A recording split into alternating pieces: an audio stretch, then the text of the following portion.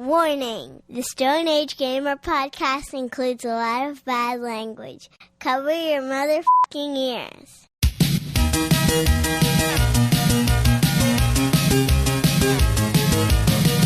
Good evening and welcome to the Stone Age Gamer podcast. I'm going to do that again. My voice cracked. Good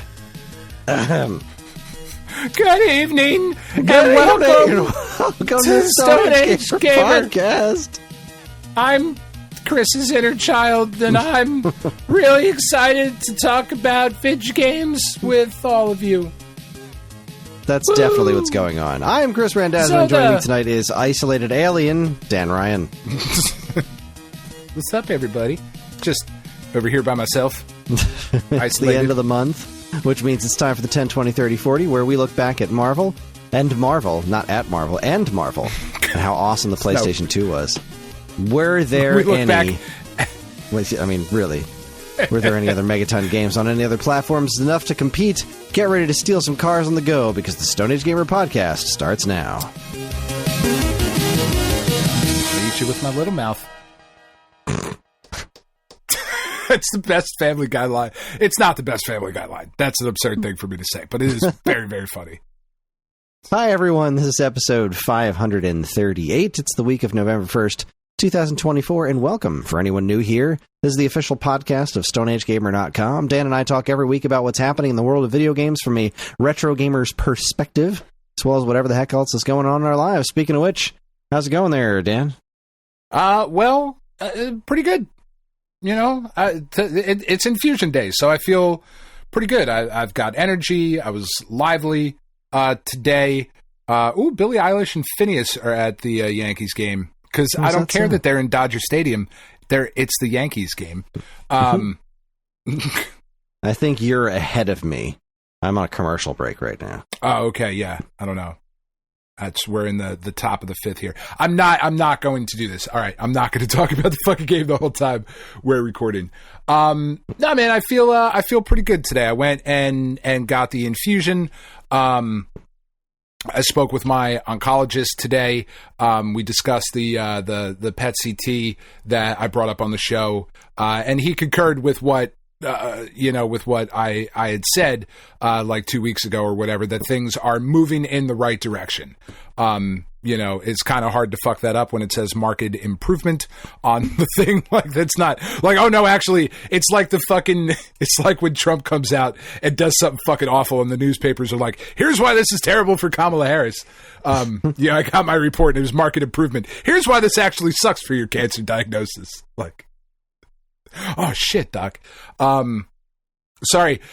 Oh fuck. I feel like I need to apologize for that too, Kris. I feel myself.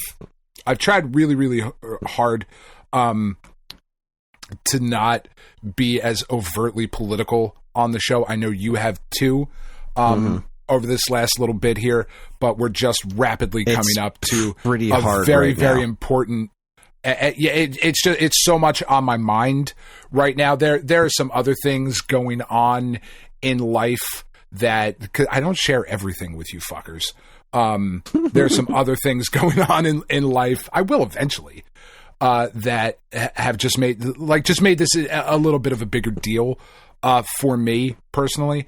So I will try not to do that shit. Anyway, sorry. Either way, everybody listening, vote. If you haven't voted already, do it. Make sure you're registered. Go vote. Please, please, please do so. It's very important. Or don't.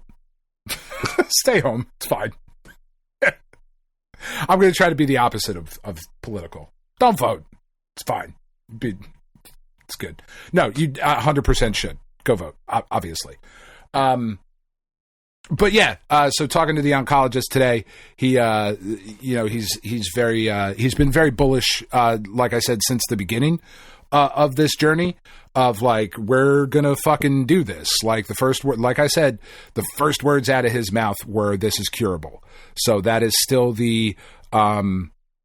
still what I am operating under. That has been the goal since day one. Has been to get to cure, not management. So that's what we're heading towards, and I'm slowly but surely continuing to get there. The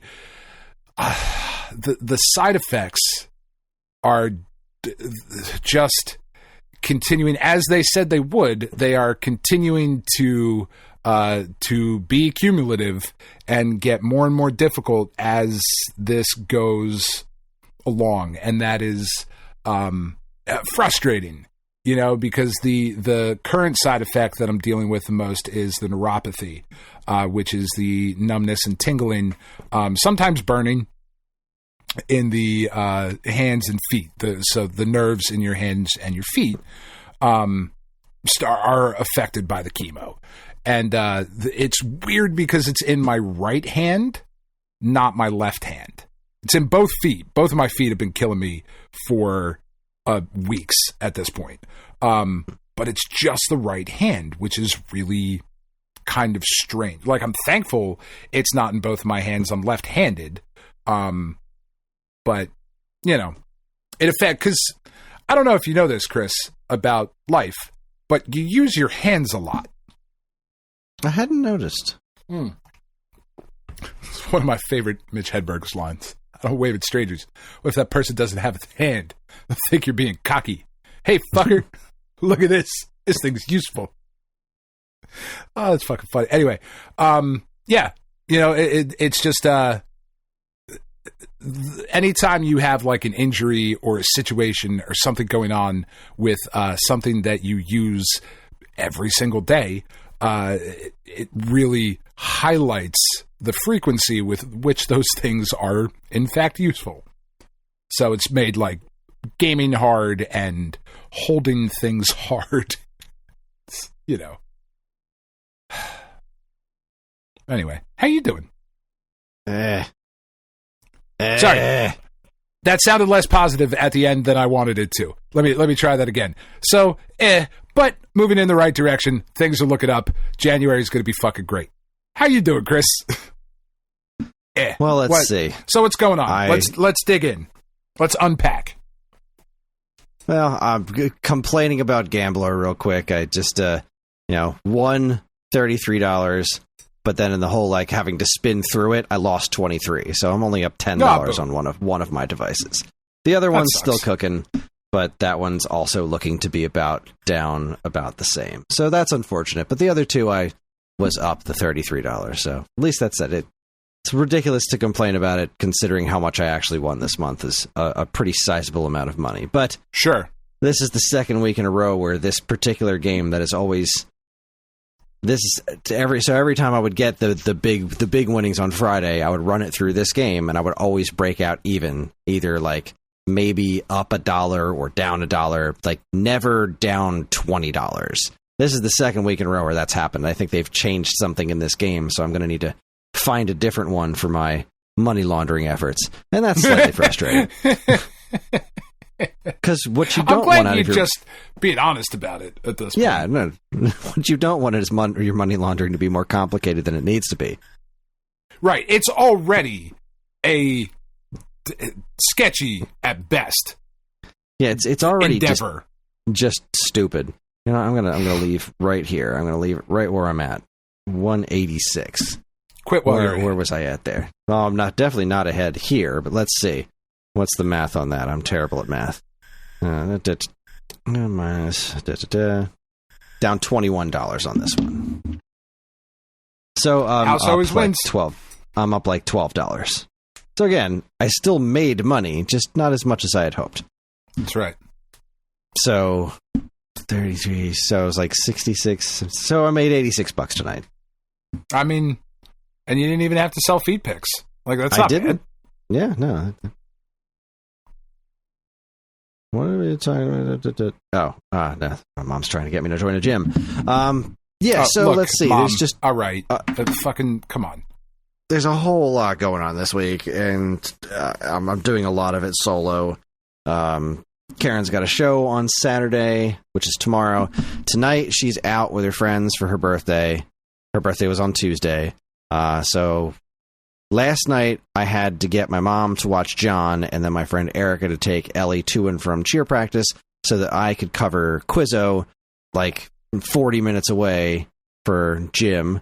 So I made some money doing Quizzo last night, but it was 40 minutes away, and that place is super stressful. This is Victory Bar in I think Berlin, New Jersey, and it's extremely white. I know that bar. White. Yeah. Well, I do Quizzo there from time to time. Well, I might when I'm feeling better. Yeah, come on. It's like 40. It's like 40 minutes from me too. That's kind of smack dab in the middle of both of us. Yeah, don't drive 40 minutes to do Quizzo. That's not worth your effort. I fucking love Quizzo though. It's super fun. I mean, I like hosting it. But this place is everyone there's a little more uptight than I usually host at JD's down here.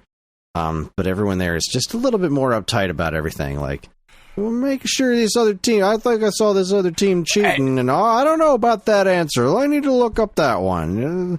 Berlin takes it used pretty to be seriously. Berlin used to be a lot more. And I mean this with love and respect. I really honestly do. I don't want anybody to take it the wrong way. It used to be a little bit more blue collar than it is currently. Like over the last number of years, there has been some, not so much as to call it gentrification, because that's definitely not what it is, but there has just been an influx of a little bit more. As like the town that I live in, I am very lucky to have that zip code as far as New Jersey is concerned. And I live on the as far away as you could live and still have that zip code. And as homes in my area and areas around me started pricing out, Berlin became like okay, we'll go there because our dollar goes a little further. And now it's raising that kind of yuppie white clientele. Still an okay town, though. Has a decent flea market, but has a decent flea market because the flea market's been there for 150 million years and isn't going anywhere. First place I played Mortal Kombat. Anyway, I'll shut up. Yeah, to drive 40. There you go. I lost the stream too. The stream for the game is out. So Kike Hernandez just hit a triple. Oh. Garrett Cole, bottom of the fifth. They've got one out. Okay. Runner on third. Because fuck Kike Hernandez. He was a Red Sox for a little bit, which I hate the Dodgers, Chris. Tiff and I were just talking about this earlier. I really don't like the Dodgers. I never have. And I don't have a lot of great reasons. I have a lot of typical East Coast fuck LA reasons for hating the Dodgers. I don't like their fans. It's whatever. Makes it hard because my uncle is a Dodgers fan, like a hardcore Dodgers fan, and he's such the sweetest man ever. And he wears his Dodger hat, and I want to punch it off his head. But I'm not gonna. Well, that's 1-0 Dodgers, because that should get the run in. Soto doesn't have the best arm from right. The throw. Oh, it was fucking close, though. That was fucking close. 1-0 Dodgers. Yankees in 6, by the way. While you're doing what you're doing, I'll just keep talking. Yankees in 6. Dodgers, I was just listening to you. Oh, sorry. Dodgers they're too good of a team not to take one in LA. They're too good of a team not to take one in New York. In my mind, that makes it Dodgers in 6. So, anyway. Yankees in 6? Or Yankees in 6, sorry. Fuck. Dodgers scored, or I'm watching the thing and trying to talk and also chemo. So let's see. Quizzo was last night, and that was super stressful. I had a lot of extra work today that was put me more behind on things than I wanted to be. Like, I got all of my main work done, but I wanted to be ahead on something else. Like, I wanted to be further along on my next Mario script than I am, and I'm not. I didn't get any work on it in the last 2 days because things just keep popping up, and that's making me feel not so great. Let's see. So tonight was practice while Karen was out, and I got her Ellie to and from practice in time to get back here and get on the show a little bit late, but not as late as you. So hooray! Yeah, it's fair. No, it's accurate. And then tomorrow, I do love the couple of times where I've been posting like in the SAG chat or in the Discord or whatever, and you're like, do you want to come record while you're posting? I'm like, oh shit, that's right. My bad. Whoops. You're posting in the Stone Age Gamer podcast chat. Mm-hmm. Instead of recording the podcast. Yeah, that's what I did, as a matter of fact. Oh, let's see. So tomorrow morning, I got to figure out the grocery list and then go get the grocery shopping done because Karen's going to be working a show. And then after I get back from grocery shopping, I have to take Ellie to her game in Hamilton while my mom watches John, so John doesn't have to sit next to me being all bored watching Ellie cheer a football game. And then, because he's a horrible, unsupportive brother. He really does not. He does not give a single fuck about Ellie's cheerleading. Just could not care less. Then Sunday is wake up early in the morning. I have to bring Ellie to the next door neighbor's house so she can help us get Ellie's super complicated hairstyle done. Because our cheer team, there's this group chat, and they keep this whole season has been so fly by the seat of our pants. It's just like, practice is tomorrow. It's got to be here at 6:30. You got to be wearing this, this, and this. Get there now. Tomorrow, and now it's over at 8. And then 8 o'clock rolls around. Like, we're still going. We'll be here until 8:15. We'll be out soon. And then, like, they change times the next day and move things the other days. And it's like, couldn't there just be a schedule? That's frustrating. It's been extremely frustrating. And then they drop on us earlier this week. Their first cheer competition is on Sunday morning. And they're like, all right, everybody needs to have this super complicated hairstyle. And then all the moms are just like... Game of Thrones, Daenerys kind of braids, complicated. It's not, I forget what it was called, because like my next door neighbor, she does hair for a living. So we showed her she wasn't paying attention to the chat because the chat is super annoying, and she's a single mom with like 3,000 kids and lots of shit going on in her life. So we were talking to her yesterday, and we showed her the picture, and she was like, first off, that's not a French braid. It's like they said it was 2 French braids like braided together and then pulled together in a ponytail or something. Oh God. And she was like, that's not what that is. It's some other braid. And so they're having a handful of like they said there's going to be a couple of girls at the competition place that can maybe do girls' hair beforehand. So we're just taking Ellie over to the next door neighbor's house, and she's going to take care of Ellie's hair for us, which is super nice. So that'll be done before we get out there. But also, like, this that's hairstyle, good, because, like, I was feeling like you were about to ask me if I wanted to drive down and do it. And I was going to say yes. I was going to come down and be like, I will fucking do this for you, Kris. I don't want to get up and drive, because I would have to leave at like 5 in the morning to get down there. But I would have if you would have asked, and I'm glad. Tell your neighbor thank you that I didn't have to come do it. And like, really, please, honestly, tell her that tomorrow. Like, just go and be like, my co-host wanted to thank you so that he didn't have to come do this. He totally could have. Like, and really sell it to her. You are not a hairdresser. You don't know shit about me. You don't. This is a very one-sided friendship. I'm way more interested in you than you are in me. I've been doing hair for 35 fucking years. Don't come in here and tell me you couldn't even fucking recognize that it was an Austrian braid, not a French braid. See, I know what I'm talking about. It's not. You don't know if I'm right or not, do you? I do. I know it's not Austrian. Oh, okay. Fuck. I can't remember the exact word. It definitely wasn't Austrian.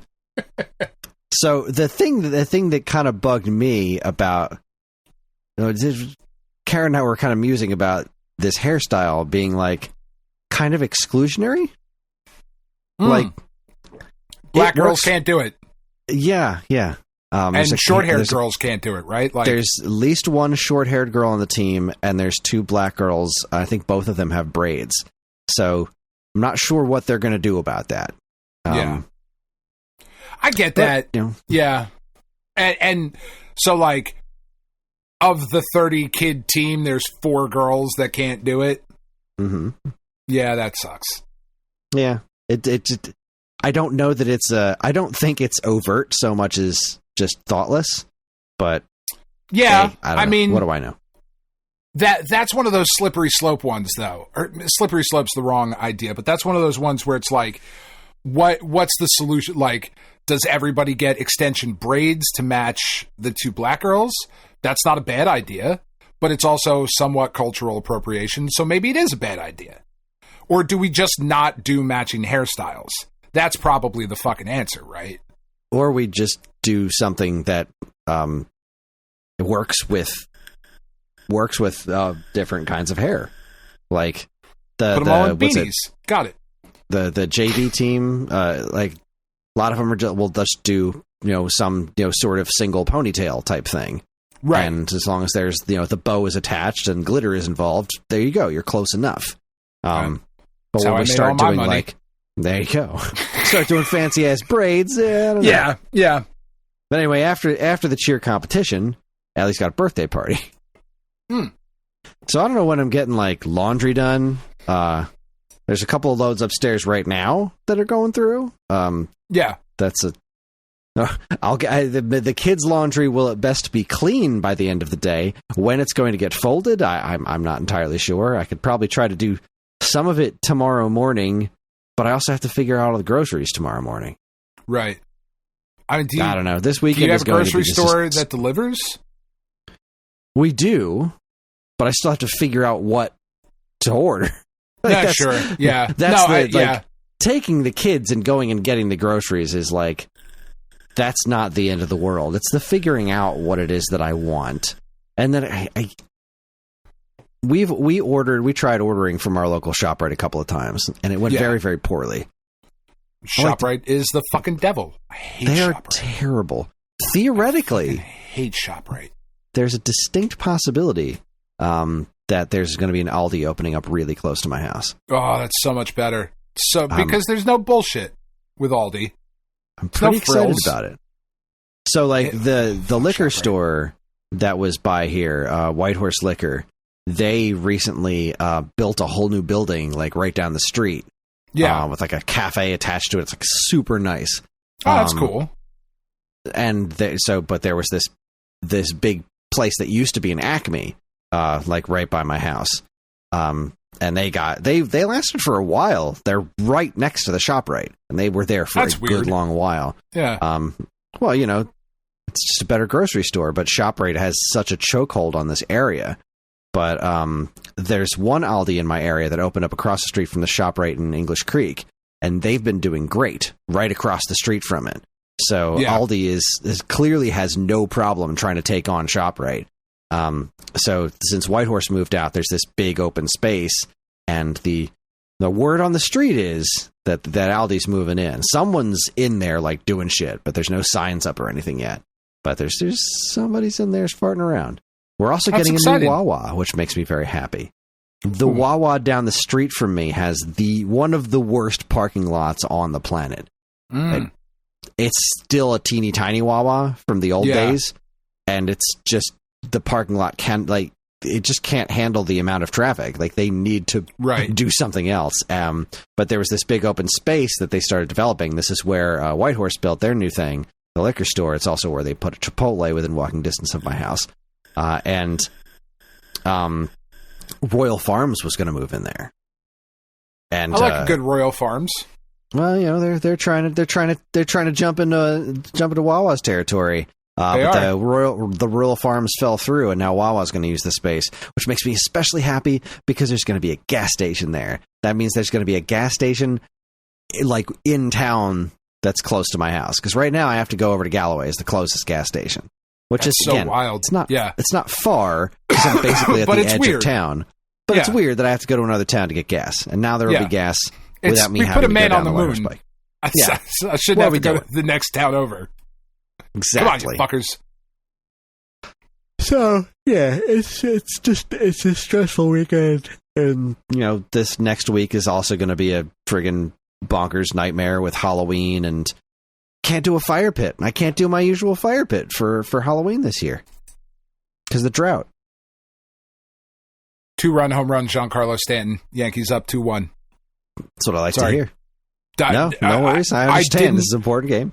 I didn't fucking scream, which is wild. I heard Tiff scream from upstairs, but I did not audibly scream. Yeah, I'm gonna see if I can get it back. Yeah, the drought we're in is crazy. Yeah, and I'm super sad because every year that's my tradition at Halloween. I sit out front with the fire pit going, but they just sent out like a notification. Yeah, no fire pits. We got it too.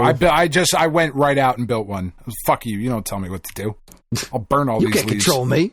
That's right. I don't want fucking water to put them out. I don't want the leaves. I don't let them burn. That's what I'm doing. Assholes. I'm leaving the leaves this year again. It worked out well for me last year. Yeah, no, that's fucking letting them sit. I feel you on the washing machine thing. So our washing machine has been broken for. I got the stream back and they haven't hit the home run yet. Still 1-0. Oh, I'm sorry.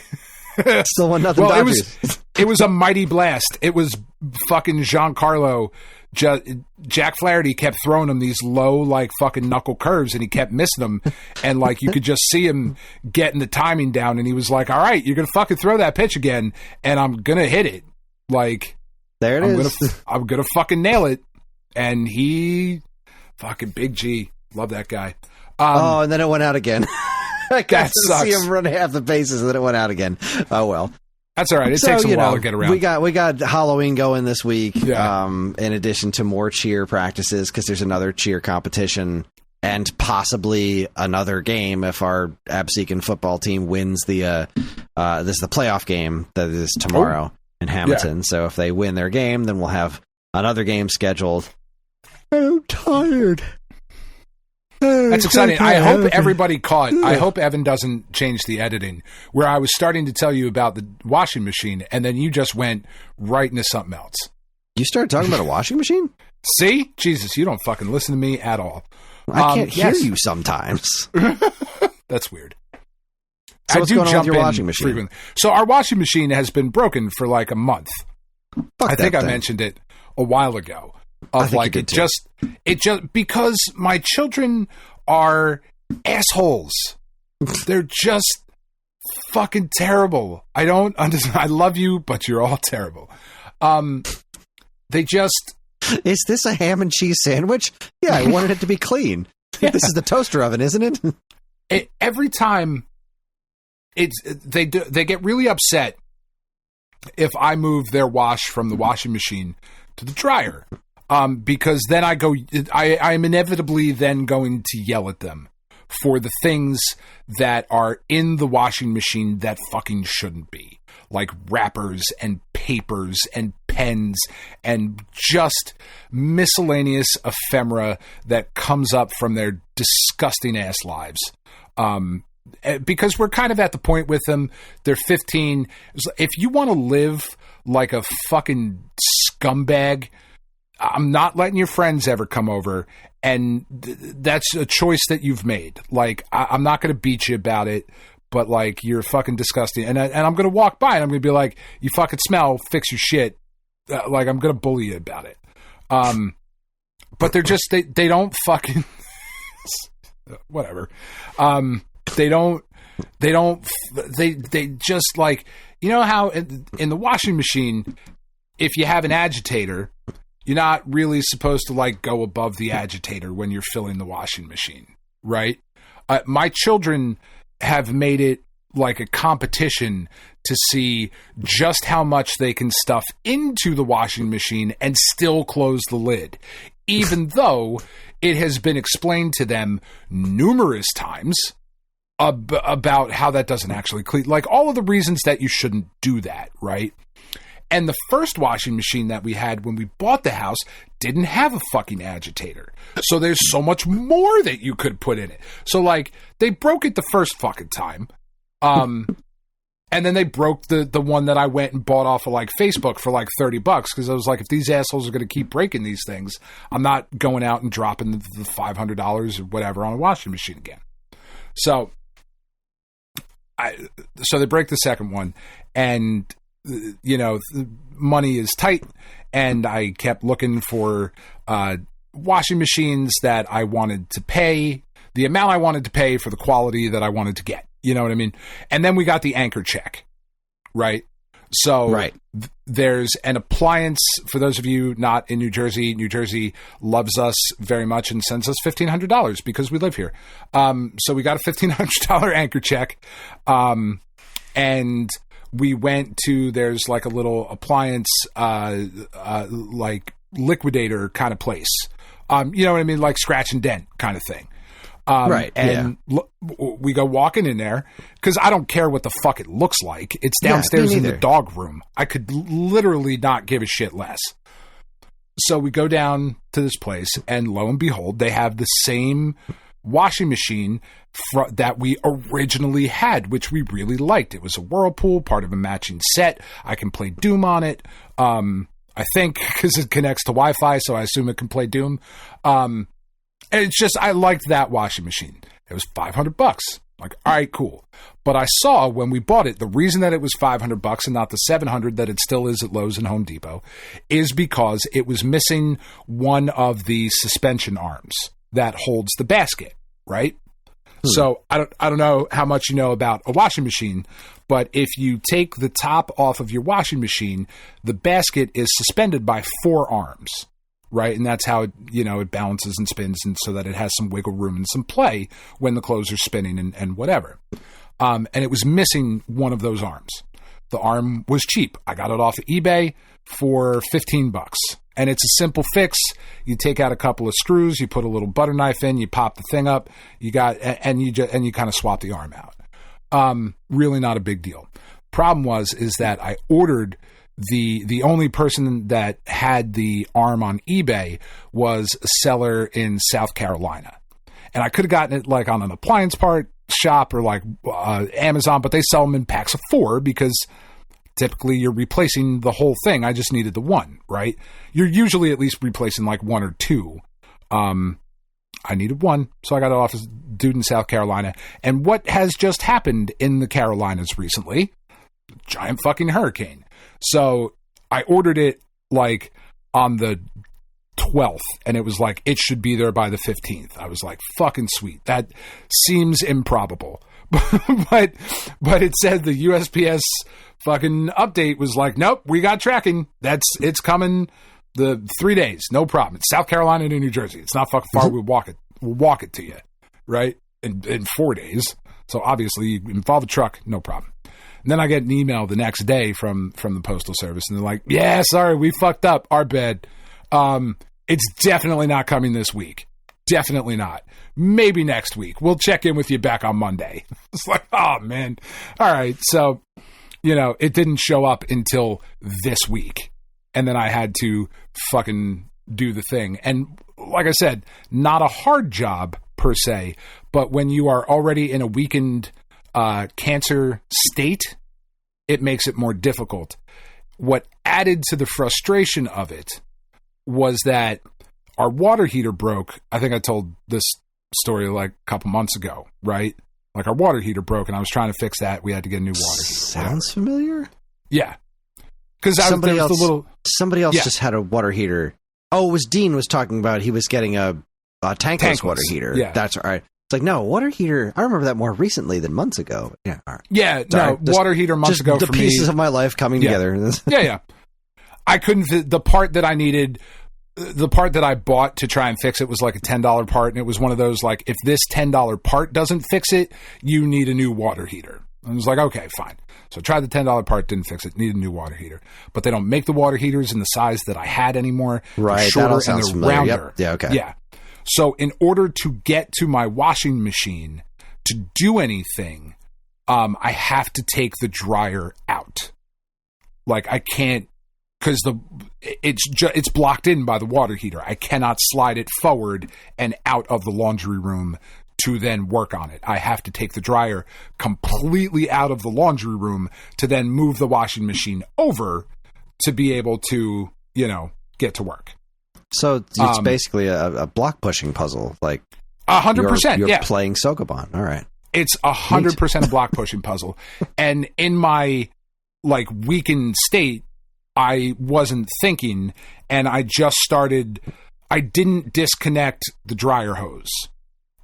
I just pulled the dryer out, which means I ripped the dryer hose right from the wall, and it's aluminum. Fuck them hose.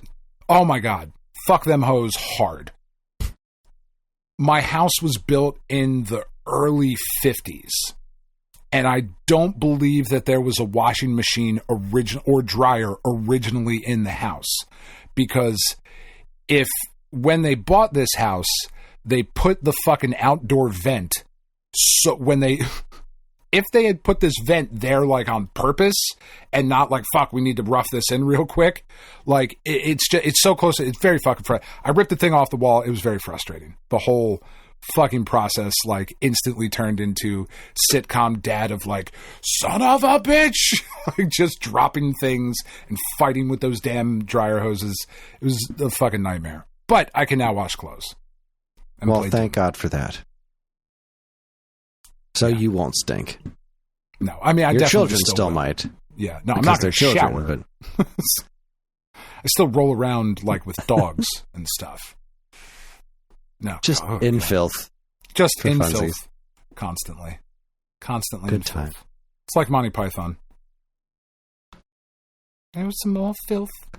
Anyway, it was a long story. Sorry, I was rambling there for a minute. That's okay. I'm already falling apart. That's all right. I didn't play very many video games this week because my hands hurt and I can't. Fuck. Alex Verdugo just struck out with the bases loaded because he's a twat. I'm not a big Verdugo guy. I don't love him. But at least I didn't love him when he was a Dodger and he had a shitty beard. I hated him when he was a Red Sox because fuck the Red Sox. And now he's a Yankee. And like, okay, like I want you to do something good, but like I still don't like you, you know? Like you're on the team, but like I don't want you coming over to my house for the fucking like ice cream party at the end of the season. You're having the I have Yankees to invite over you because you're on the team. You're having the Yankees over for ice cream? Oh, every year. Yeah. Big shindig. They all come in, hang out. It's great. It's very nice. Yeah. You weren't kidding. There is an awful lot I don't know about you. This is what I'm saying. It's a very one-sided friendship. Always has been. Apparently you're filthy fucking rich, and I didn't know that. Yeah, this is all just a character. I actually am a fucking coastal elite, you fucking plebeians. You bunch of pores. Ugh. Oh, man. You disgust me. Here's a fun story. I am getting a tax break when Daddy Trump is elected. None of you are.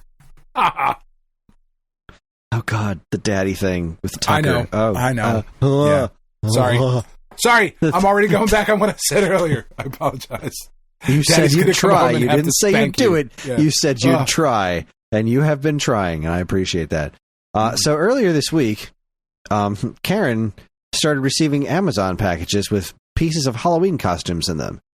She's like, well, I didn't order any of this. Oh, that's fun. None of this is mine.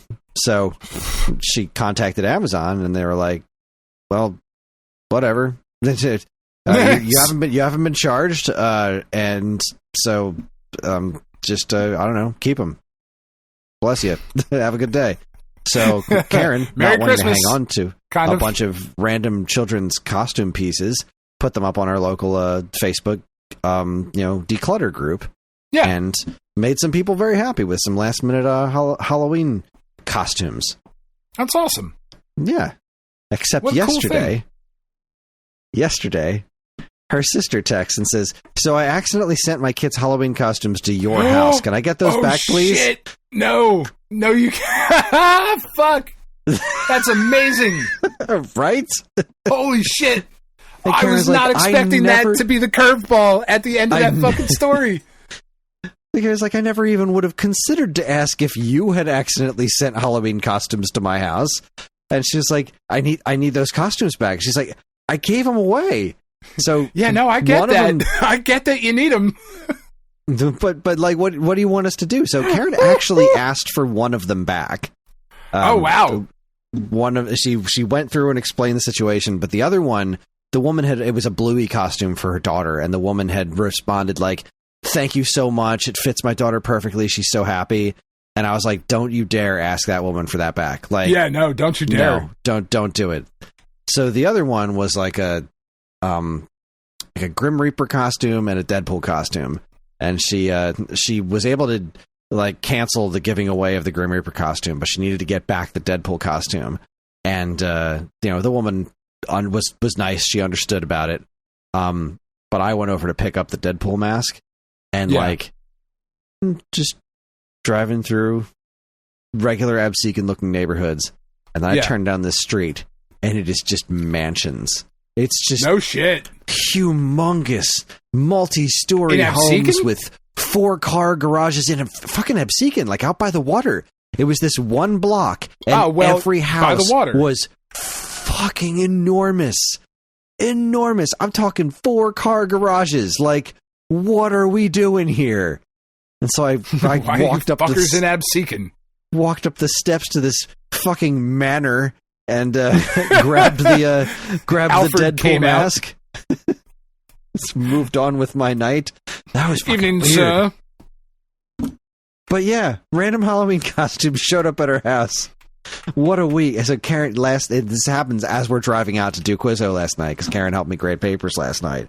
And I love that you call it grading so stressed. Papers. That's so funny. That's quite literally what we're doing. No, I know it is. Papers. It's just really funny. It is. It is, and it isn't. It is sad. Wonderful. No, it's not sad. It's fucking Quizzo. It's great. It's a good time. It's just awesome. People take it too seriously sometimes. People in trivia. Anyways, so that was a fun story. As far as games, I put in a little bit of time on Zelda. Probably about 20 minutes of Zelda. No, I think I played about an hour of Zelda. About 20 minutes of Hatch Tales. I downloaded the Dadish collection, which went on sale.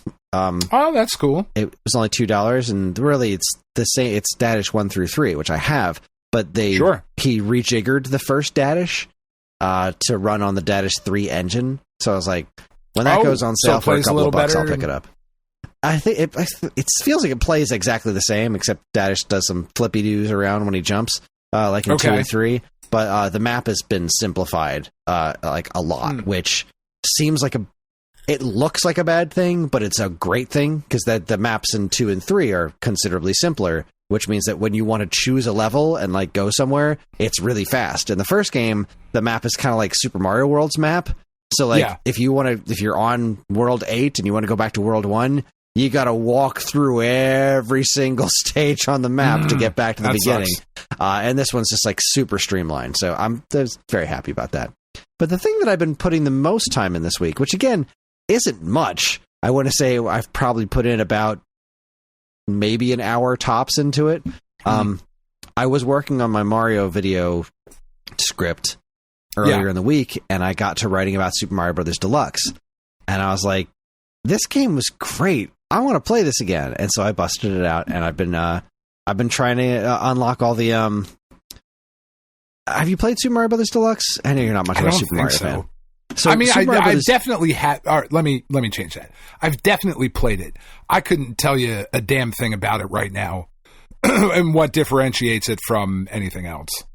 So Super Mario Brothers Deluxe is a re-release of the original Super Mario Brothers, but for Game Boy Color. So this was the first portable version of actual Super Mario Brothers. No, not okay. There were some interesting compromises had to be made, obviously because of the screen size. But if you start changing how many pixels are in any of the sprites and scaling that stuff, you're going to change the way the game feels to play.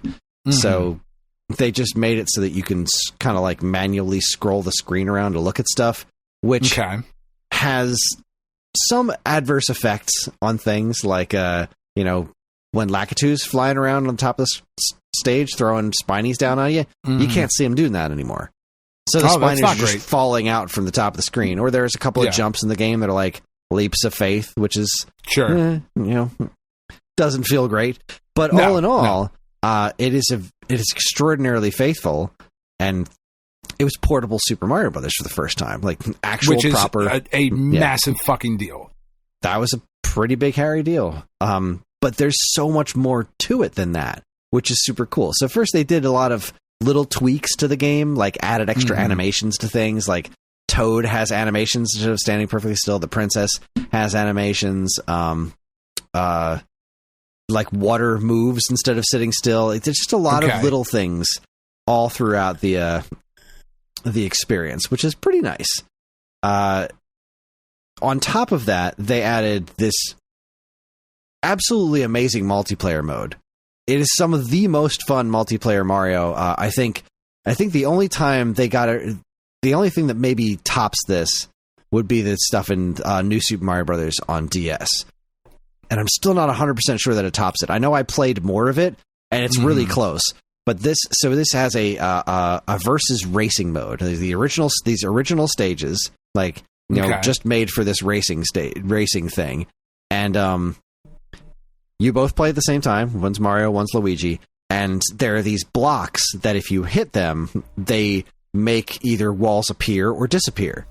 So, like, obviously, you can hit some to get in your way, or you can hit some to get in the other person's way, and you're just going this back and forth. It is absolutely brutal racing each other to get to the finish line. It is an extremely fun multiplayer game. It's been a long time since I've actually played it with somebody else, but you can play against the computer in the game as well. But man, when you're playing against other people, it was just an absolute blast. They reused it in not the last one, I think, but the one before of the Nintendo World Championships, the more modern ones. They busted that one out of nowhere, and that was really fun to watch. So that's extremely awesome. cool. But they also have, after you beat all of regular Super Mario Brothers, you can unlock all of the lost levels running in that same engine, which is pretty cool. And then you also have this challenge mode, which is you don't play through the game level by level. You can play any level in whatever order you want. But in every level, there are now 5 hidden red coins and 1 Yoshi egg, and also a score target. So you can get these 3 emblems. You beat the level, and then you either find all the coins, or you can get a high enough score to get the score emblem, or you find the Yoshi egg, and that gets the Yoshi egg. It's basically go through this level that you know, but try to find things that are hidden in weird places. And like the Yoshi egg is always hidden somewhere, like it's a hidden block somewhere that you wouldn't think, because they're not changing the layouts of the levels to an extent. Like there's no warp zones now, right? Because you can't warp to other worlds. You're just playing a level by level. So in place of the warp zones, there's like little extra room that sometimes will have the Yoshi egg or a red coin in it or something. But the Yoshi eggs are always in these like weird spots that the level wasn't originally designed around being weird, but they look weird now because it's like you look at it and they're like, well, of course there's something hidden there. Why wouldn't there be? That's weird. Why wouldn't that be there? It's exactly where I would put a hidden thing. They take the camera into consideration with the red coins. So like I just got to 2-2, which is the first water level, and the first red coin is hidden right behind where you start the level. Now, if you're playing this on regular TV without the screen cropping issue, it would be there immediately and you just see it. But it's right outside of where the camera starts you. So it's like really just kind of clever little bastards, you. It's super fun. That's awesome. I hate playing on Game Boy Color now. Like, sure, it's not a backlit screen. It's super tiny. I'm getting all the muscle memory back of playing like the countless hours of this game that I had played before and all the other games on the Game Boy Color. But boy, oh boy, playing on Game Boy Color after owning a Switch is just not not what I want to do. Like, I just don't want to do that anymore. I just don't. I see they got out of the inning. Way to go, guys. They did. Yeah. Oh, that was minutes ago. Jesus. That's how far behind this stream We're about to start the next inning. Like, we literally just started the next inning. It just I'm looking at Glaber in the box. Yeah, it just ended, and now I'm watching commercials. So, anyway. Yeah. The game is not helping me politically either because it's on Fox. Oh, so you're getting... Oh, boy. So I'm getting nothing but fucking Fox commercials. Like, Kamala Harris is sending your boys to school, and they're coming back chicks. You gotta wonder, right? How exactly... How fucking stupid you have to be to believe that shit. And how are people allowed to just say that? Why is the bar so different? Why is it just like... She's got to prove, she's got to be so high to even for people to consider.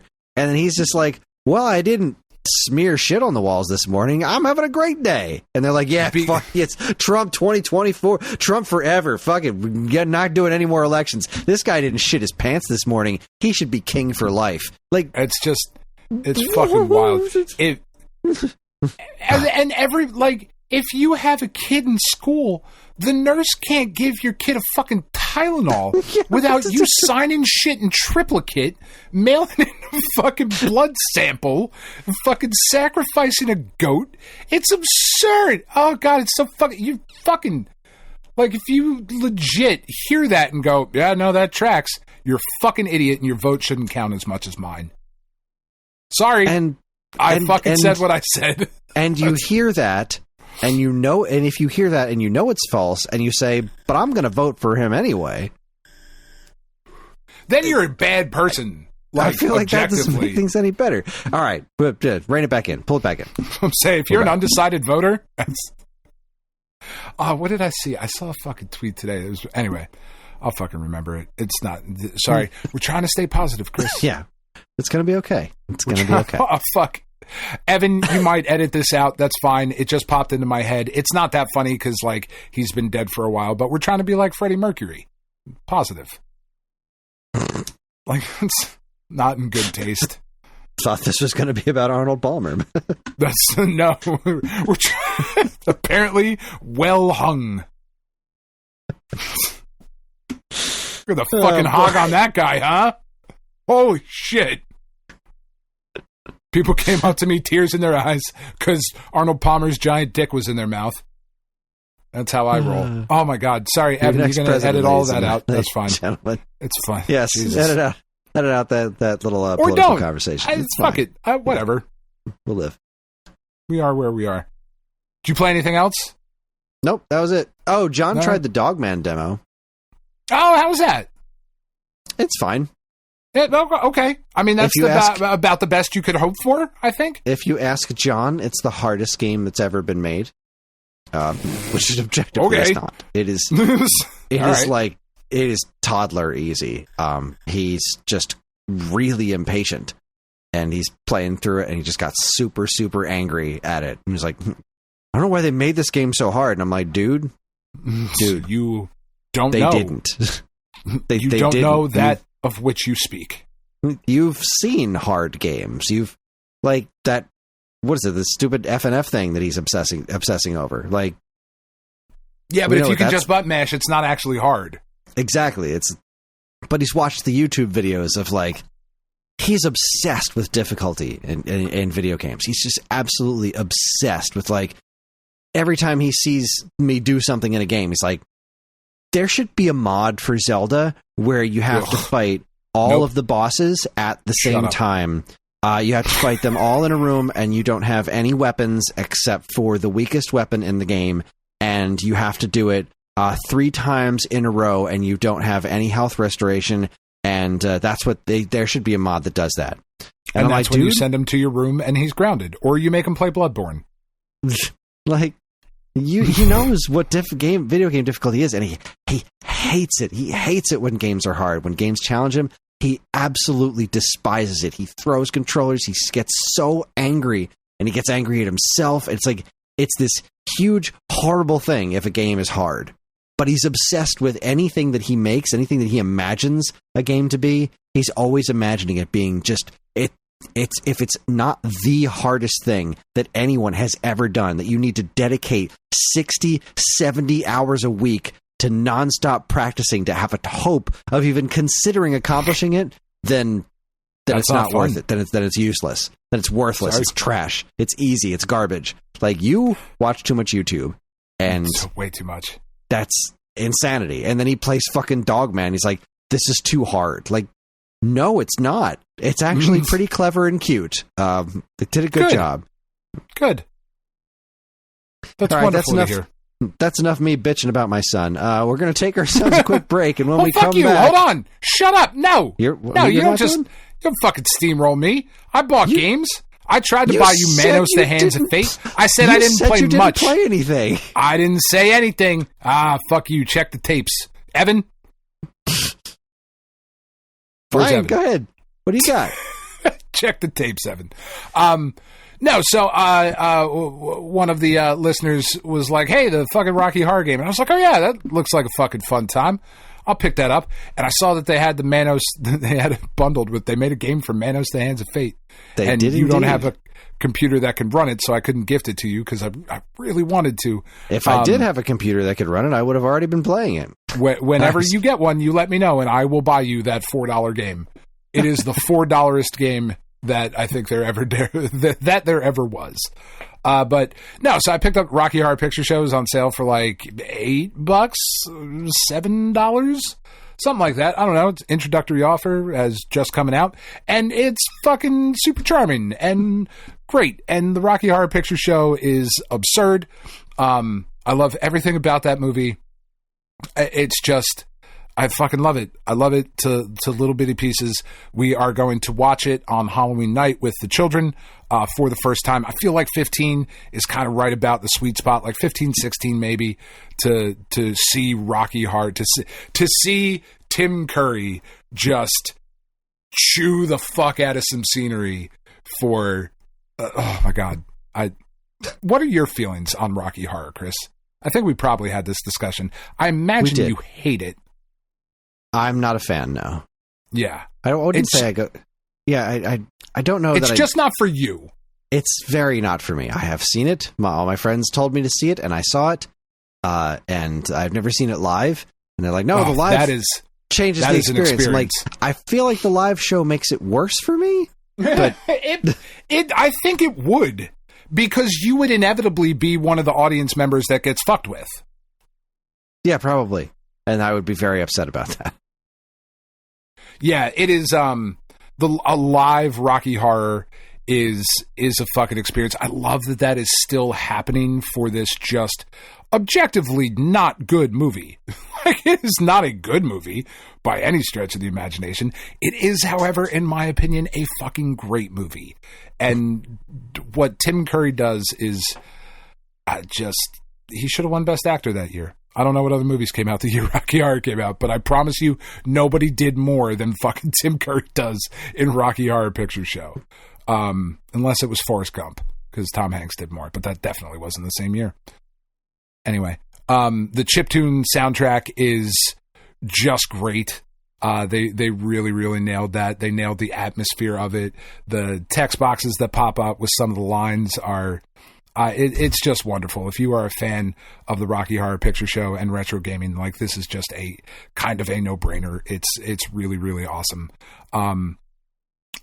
Yeah, super fun. I also picked up, I have not started it yet, but it was also on sale on Steam, and I still have a ton of money left.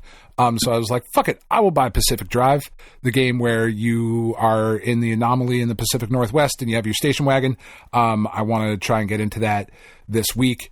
But I just didn't have the hand dexterity, patience, mental patience to jump into, because there's going to be, I know with that game, there's going to be like a lot of systems and stuff to kind of wrap my head around.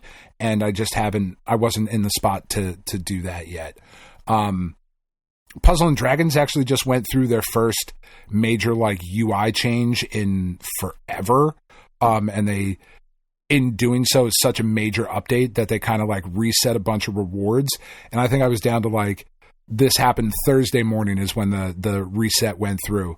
And by the time I was done claiming all the rewards, I went from like 70 stones to like 335 stones. And I was like, oh shit, this is fucking great. Halloween's coming up. Monster Hunter's coming back. They're running Digimon right now in Japan. Maybe that'll come over. I don't give a fuck about Digimon, but like new cards. That's this game still all these fucking years later. I can't believe that through the entirety almost of this podcast, it wasn't the first like year or so, but after we moved to New York, like I started talking about Puzzle and Dragons, and here I am still fucking talking about Puzzle and Dragons. It's just kind of wild and absurd that this is fucking still happening. So, like, I've actually re-engaged a little bit more with Puzzle and Dragons this week because of how much other shit that they put in.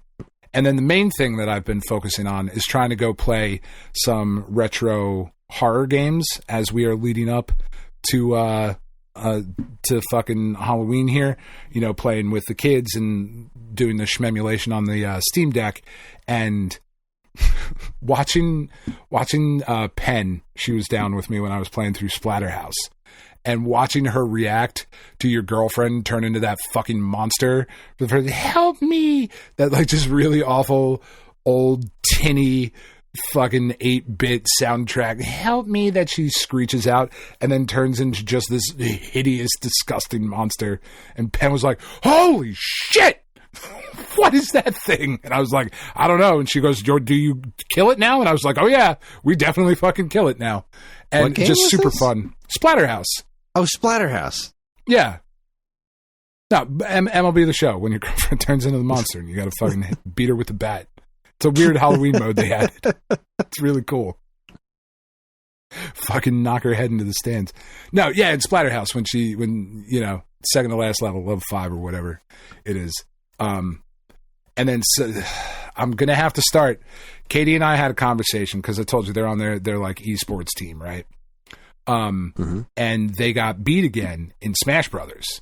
And I was like, you fuckers have lost every Smash Brothers game you guys have played against the other teams. And you fuckers haven't practiced once. And Katie likes to talk a lot of shit about how good she is at Smash Brothers. And I was like, all right, you make a decision. I was like, you make a bet. Figure something out. Like a reasonable bet. You know what I mean? Not something fucking crazy, but like, let's make a reasonable bet here. And I'm going to practice for a week. And I guarantee you I will whoop the shit out of you with Little Mac. She knows how much I love Little Mac as a character. And she likes to then throw in my face how awful Little Mac is as a character in Smash Brothers. Depending on the stage. Depending on the stage, depending on the player, depending on so many factors. But like John, one of the similarities she has with John is that somebody in a YouTube video that she watched put out a tier list and they were like, objectively, Little Mac is the worst character in the game. And I went, fuck you, it's a fighting game. There is no way to say objectively this character is the worst. You can never use the word objectively in a fighting game. Like, I fucking stand by that. Right? So, she is figuring out the bet. And as soon as she does, I got a week to practice with Little Mac. Because I was like, I will fucking practice. I've been playing fighting games. I don't like Smash Brothers. I don't like the way it controls. There's a lot about it that just doesn't click with me the way fighting games work, right? I have never wavered on the fact that I do not enjoy playing Smash Brothers. I'm confident that given a week of playing Little Mac, I will whoop my kids' ass and humble them to practice. To fuck that, because that's the goal, right? I was like, you guys, your father has been the co-host of a video game podcast. I know that doesn't mean much to most people, but it means a lot to me. For 10 years, I'm really good at video games. This has kind of been like a huge part of our entire lives as a family. And you guys going out here and you shit in the bed. What is your coach doing? I was like, oh, I'm so glad my kids didn't join things until just now, because I'm instantly becoming like a sports dad. But now it's like esports. Like, you got to fucking practice. Get up there. Oh, in anything, you gotta fucking practice. Yeah, but they're getting their fucking asses handed to them. I'm like, guys. And then they're also getting destroyed in Overcooked because they've never played it. They're playing Overcooked All In or All for something. There's some edition of Overcooked that they're playing. And they're like, can we get it? It's $40. It's like, fucking no. I'm not spending $40 on Overcooked. You're not going to play it. Clearly. You have Smash Brothers, you won't fucking play it. So, anyway, yeah. So I'm going to eventually whoop my kid's ass with Little Mac. Very excited. It's going to be bad, too. I'm going to embarrass her. If you have time, you should learn Mega Man, too. I might. I told her she could pick whatever character. I was like, you can pick any character in the game. That is how fucking confident I am that given a week of practice time, you pick a character, I will destroy you. And then I'm going to make you play fucking Soul Calibur, where I will only use Lizard Man. And you will be infuriated. I mean, oh boy. I will use Lizard Man or Mitsurugi. Fuck, even Mitsurugi. Like, back kick, low sweep, spin. Fucking wreck your day. Yeah, Mitsurugi's not as funny as Lizard Man. No, definitely not. But for somebody who gets frustrated quickly, Mitsurugi is not a fun opponent. Oh, that's true. I do love Mitsurugi, though. That's my guy. Anyway, so that's what I've been playing. I'm hoping that the neuropathy, we're able to figure out some shit here, and it's not as bad this week. Because it is one of my joys in life is to, play games and shit, and I have time, but I can't fucking hold my phone or a controller for very long. So, that's kind of a bummer. That is a bummer. I don't have time. Because we don't live in the Back to the Future. These are all babies games, and you got to use your hands. So, yeah. And I have to use my hands to do other things, like work. Oh my God, there's this commercial for Jersey Mike subs on right now. It's just like... Fucking Danny DeVito. I would eat a sub right the fuck now. I would absolutely eat a big, dumb sub right now. I would not. My appetite is gone today. I got some fucking saucy nugs from Wendy's today. Because, immediately after chemo, all I want is, shitty fast food. I don't know why. It's, really weird. I think it's because I know I'm not going to be able to taste salt in a few hours. Because the salt taste comes back Friday morning and then goes away, Friday afternoon. So, it's fucking, I could taste salt for, 3 hours. I'm like, all right, shovel a bunch of fucking sodium into my face right now. Get me some of that $1 packet of ramen. Yeah, for real, and put salt in the, add salt to it. That's kind of where I'm at with that shit. So I got some fucking saucy nugs from Wendy's, and I ate I got a 10-piece and ate 4 or 5 nuggets and a couple fries, and I was like, oh, I just don't even want this now. Usually the appetite loss comes a day or two later. It came right up today. I got one of those fucking pineapple under the sea Frosties. I was like, I took 3 bites of that, and I was like, oh man, it was all a waste of fucking money. It was weird. I'm gonna have to go back to fucking eating grapes. I've been eating grapes and apples and bananas all fucking week, like a health person. It's stupid. Oh, I got such good apples last week, but now they're all mealy. Oh, that sucks. I was sick last week, so I only appreciated 2 of the apples. And then this week I ate 1, it was good, and then the next day I was like, they're starting to go, and then I tried eating another one. It's like, this bag is toast, which makes me sad, because this is apple season, and I love apples. I also love grapes. I really love grapes. I do too. Tiff ordered, she got a delivery from ShopRite or wherever the fuck she got a delivery from. DiGiorno. And DiGiorno, yes. And it's not delivery.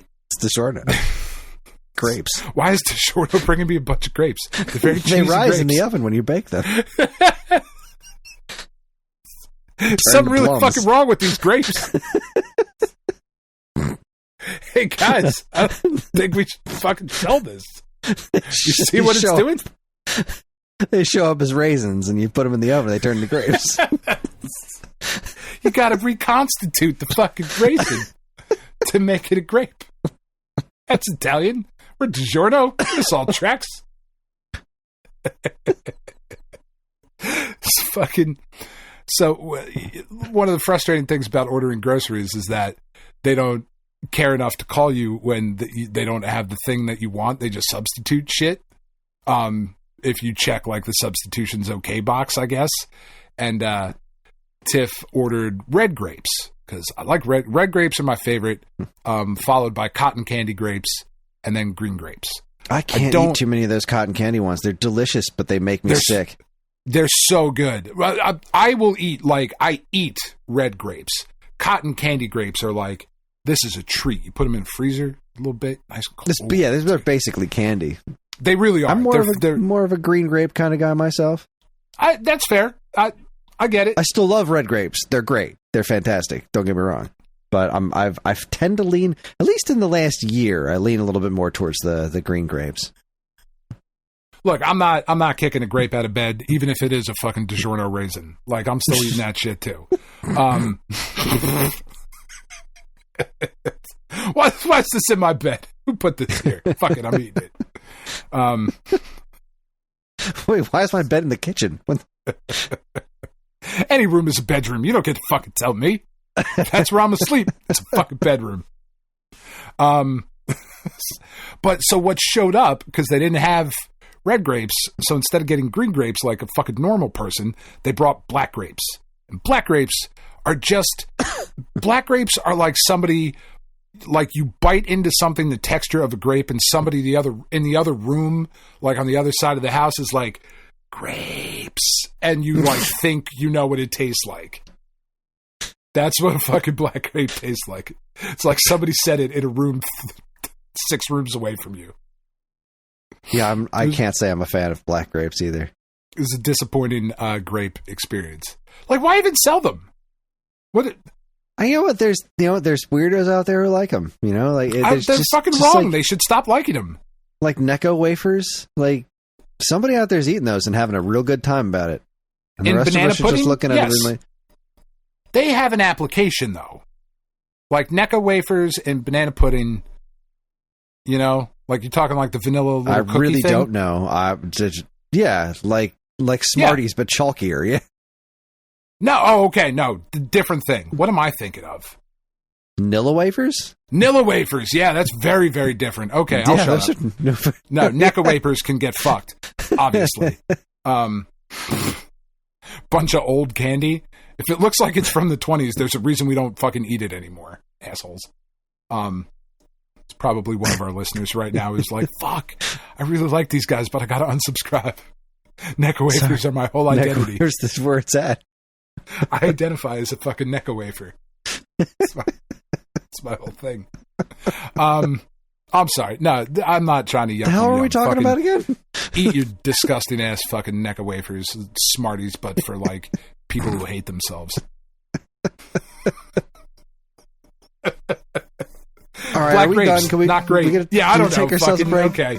Black grapes are. It's 10:30. Let's take a break. Okay. All right, that's it. Now we're taking our first break. When we come back, we're going to talk about what's going on in the week-old news. You're listening to the Stone Age Gamer podcast from geekade.com. Stick around. Fuck, there's a lot of show left. Sorry. All right. There is a lot of show left. I was trying to move along. You're like, sorry. No, fucking grapes. I was really disappointed. My body is like, look, asshole, we're going to only like healthy things right now, so you're only going to be able to taste fruit, and then these fucking average-ass grapes show up, and I'm like, well, fuck, dude. Grapes. Fuck you.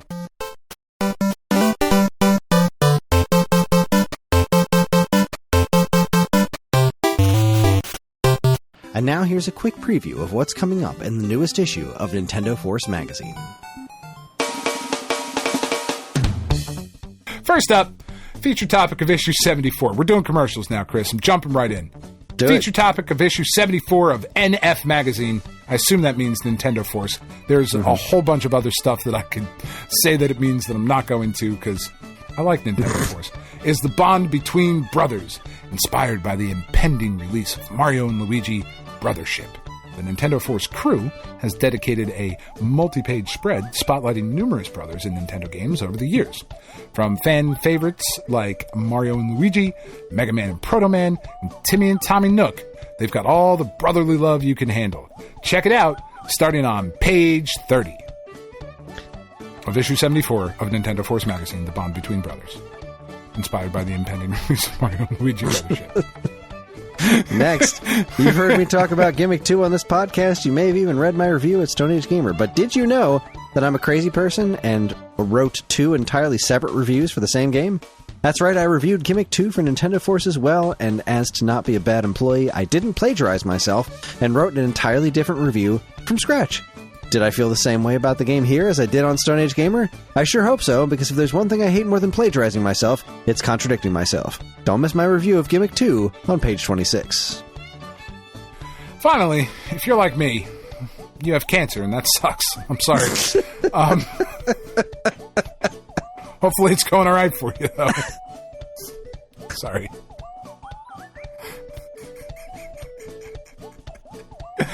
Oh, shit. Anyway, that made me laugh. This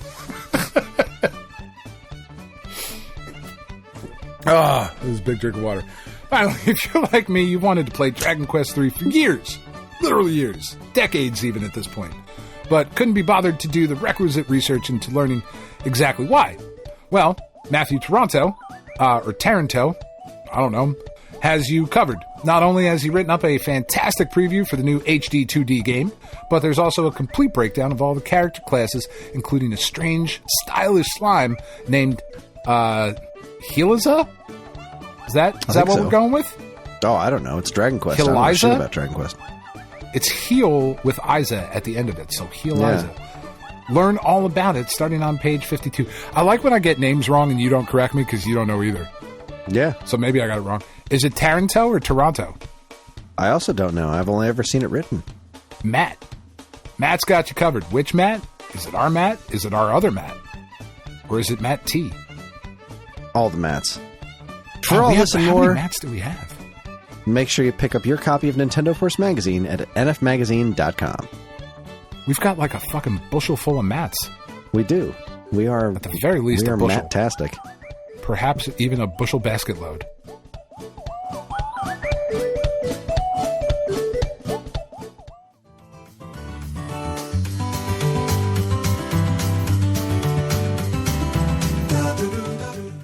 All right, everybody, we're back. We are back. Dan's still upset about the grapes, and really, who can blame him? But we're gonna talk about what's new in the world of Stone Age Gamer, which isn't really much again this week. We're still preparing for holiday sales. We do have a couple of things cooking on the back burner, but nothing we can really talk about, which means it's time to skip ahead to my favorite segment, your favorite segment, everyone's favorite segment. Strap yourselves in for Week Old News. Welcome to Week Old News, where we talk about all the news that was new a week ago. And first up, we have from Push Square. Like it or not, this is why PS5 Pro doesn't have a disk drive, and it really does come down to what we kind of assumed, that the percentages are all over the map. Currently, according to Matt Piscatella, PS5 is now 78% digital versus 75% digital last year. It's just not surprising. A bummer, kind of, but that's the way it's going. It is the way it's going, and I do think a lot of that is very intentional. Like, yeah. Goodness, bless you. I mean, I imagine that the drop in physical sales has a lot to do with how much they're pushing the digital sales. You know, you don't go in the store, you don't go to the stores and see a lot of physical, sales and physical stuff anymore. So. Whatever, but yeah, well, that's the thing. It's just so much damn easier. I think there's a lot. It's a lot bigger too. When you start to look at like forecasting economics and shit, and you start looking at the lack of new home ownership transactions that are happening, more people living in smaller spaces, in tiny homes, in apartments, in that sort of thing. Like Tiff and I have been talking a lot this week, for whatever reason. We got on a kick on YouTube just one night after we watched Agatha. It just popped up. Man, it was good this week. Oh, it was so fucking good. Oh, it was shit, so good. That was good. I love watching a show. And when we get done with the show, I look at it and go, I am just not clever to have come up with that. I would never write something like it's too clever for me. And I love that about it. I'm not threatened by strong female characters. Anyway, straight answers, talk to a straight woman. Anyway, go on. It's such a good fucking episode. Somehow Aubrey Plaza looks even hotter, I think, which is weird. I feel feelings about that. I do. For those of you who've seen the episode, but still would. She wouldn't have me. Thanos. I know. Fucking overweight, chubby, bald. I look like my grandmother. I have cancer. Like, I'm not on the top of Aubrey Plaza's list. Anyway, we found our retirement tiny home that we're going to build. Like we discussed, it's planned out. The whole thing, we're going to have a he shed, she shed situation going on in the back. Yours will be shaped like an octagon? Yeah, 100%. The deck in the back of the house is going to be an octagonal deck where the sheds come off of, so that, because the main tiny home is going... make a honeycomb? Is that your whole situation? Yes! Fuck you, not the bees. I'm so excited. So thrilled about this fucking idea. It's going to be great. We're going to buy either in Vermont or in Hershey. It's going to be, which they're basically the same place, right? Vermont and Hershey. But we actually started looking into this shit. But we were talking about it. The reason that this ties in, and then I will shut up. I really wanted to try and stay on the rails when I came down, is because in the main tiny houses we were thinking about it, we were like, it would be really nice to have a home that is not the cluttercore bullshit that we currently have. And I love all of our cluttercore bullshit, but to go maybe to a house where like there's just no physical media, you know, that sounds kind of awesome to a point. Anyway, so that is where the market is going, you know, was really the tie-in there to digital PlayStation stuff. I like my men like I like my coffee. Covered in bees! Anyway, go Nintendo reports. You want a cup of coffee? It's not a problem. Looks like an enormous fucking problem. You're covered in bees. Go Nintendo reports Bandai is releasing Super Mario Bros. Wonder standee displays. I honestly can't believe it took this long.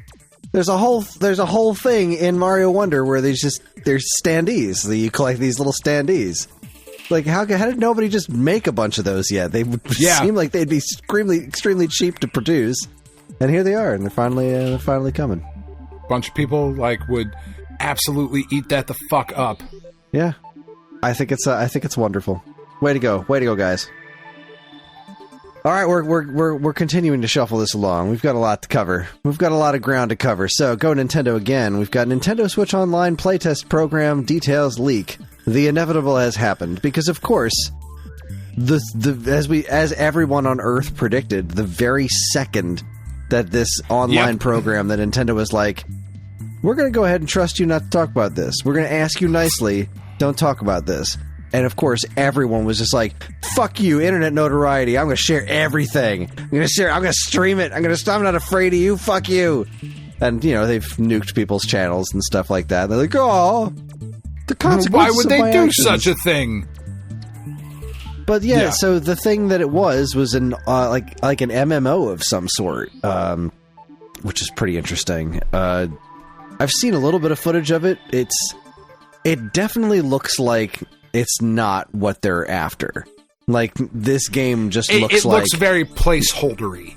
Yeah, like, we made this thing, and it looks like this because we knew you were going to share it. We knew you fuckers couldn't be trusted. So...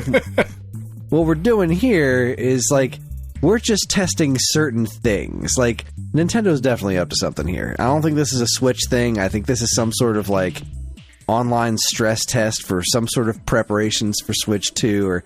I don't know. I don't think what they're showing off is what they're actually after. I think there's a lot of questions to be held. But of course, people share. And I promise, whatever anybody thinks it is not that. Whatever you think, you're like, oh, they're probably doing it because they're going to do a new Me Pass or a new Street Pass or a new Fuckface or whatever you think it might be. It's not that, because no one can predict Nintendo. They are crazier than any 10 bags of cats. It has just as much chance as being a massively multiplayer online Ice Climbers game as it does of having been anything else. I just saw Tony hit the triple. That's yes. He hit a double. He hit a double and then nobody backed up Glaber on the throw from the outfield. And now the closer is into the game to get a 5-out save. And we're doing Game 1 of the World Series. It's the bottom of the 8th. Shohei's on third. Luke Weaver's in for a 5-out save. And we're supposed to also record a podcast while this is happening. You can do it, Dan. Time extension reports. This is actually really cool. It'll keep me quiet. I'll just watch. You talk, Chris. I'm going to watch the game. You got it. Time Extension reports a rare VHS from Data East and Capcom's Fighters History trial has been found. This is so wild. So Data East made this presentation to show off that their characters were not ripoffs of Capcom's characters in the legal sense. And it's like, watching the VHS stuff, like, yeah, they kind of are. Yeah, I know. Like, the Capcom defense lawyer basically should have just gotten up there and been like, I mean, but come on. Really? Come on. And they did. They lost the court case, Capcom. Yeah. According to the article, the game was Data East's 1993 fighting game Fighters History, which had referenced Street Fighter II repeatedly in its initial design documents and featured several characters and moves that were similar to those seen in Street Fighter II, such as Lu Fei Lin, who was described as a quote Chun-Li clone. But not a clone, though. You see. So, the court case decided that anything that Data East did take from Capcom wasn't copyrightable, and that the game could be sold without issue. So, yeah. But yeah, there's this whole VHS tape, this, like, very serious Asian woman standing in between two arcade cabinets and, like, going to this, like, point-by-point breakdown of these characters on Data East's behalf. It was really fascinating stuff. What a weird thing to get uncovered. Like, what an absolutely insane thing to, like, wow, this exists. That's pretty wild. We're missing whole chunks of Doctor Who history, but somebody kept this tape. Here you go. This will be important in 30 years. Dodgers just tied it up. It's 2-2. Oh, no! It's okay. I'm on a commercial break. You get a runner on third with one out, and the Yankees somehow can't seem to hit a sac fly, but every other team in baseball can. It's okay. Yeah. I still believe in the Dreamweaver, because he just got out of the inning. We're going to the top of the ninth. Yankees got to score. Anyway, Destructoid. Destructoid reports Vampire Survivors is actually crossing over with Castlevania for real. So excited. Like, you knew it had to be coming. Also it looks excited, amazing. Yes. It does. It looks amazing. It sounds amazing. Also, the subtitle on this Destructoid article says it better have Captain N version of Simon Belmont, and I couldn't agree more. That would be, if anything can pull that off, it's freaking Vampire Survivors. But I mean, that's kind of the one character always kind of gave me that Simon Belmont vibe. Like, not Captain N. What am I thinking? I mean, I'm going to shut up. He's one of the earliest characters you unlock and you have in the game. Like, because Vampire Survivors it's a Castlevania spoof to begin with, so there's already a lot of Castlevania adjacent characters in the game. Like, there's the game's, it's just built into its DNA. So I just absolutely love the absurdity of this. It's 20 plus new characters. The Belmonts, the Belnades, other heroes like Jonathan Charlotte, Jonathan Morris, and John Morris. Amazing allies abound from Shanoa to Eric Licard. 40 plus new weapons. 40 plus new weapons. That's going to take so much time for me to figure out all the evolutions. I'm so excited. Wow, I am really far behind you. They only have 2 outs right now. Oh. I'm like, there's like the Dodgers are still up. So I think they just we are in commercial. They just scored. They tied up the game on my stream. I don't even know why I'm bothering. You're going to tell me anything happens. There's one gigantic stage. There's 30 plus new music tracks. This made my week. This made me so happy. And I bet everyone. Yeah, it's a couple of bucks, just like everything Vampire Survivors. Yeah. And I bet everyone at I think it's pronounced Punchel. Everyone there is probably just over the moon that they get to actually do this.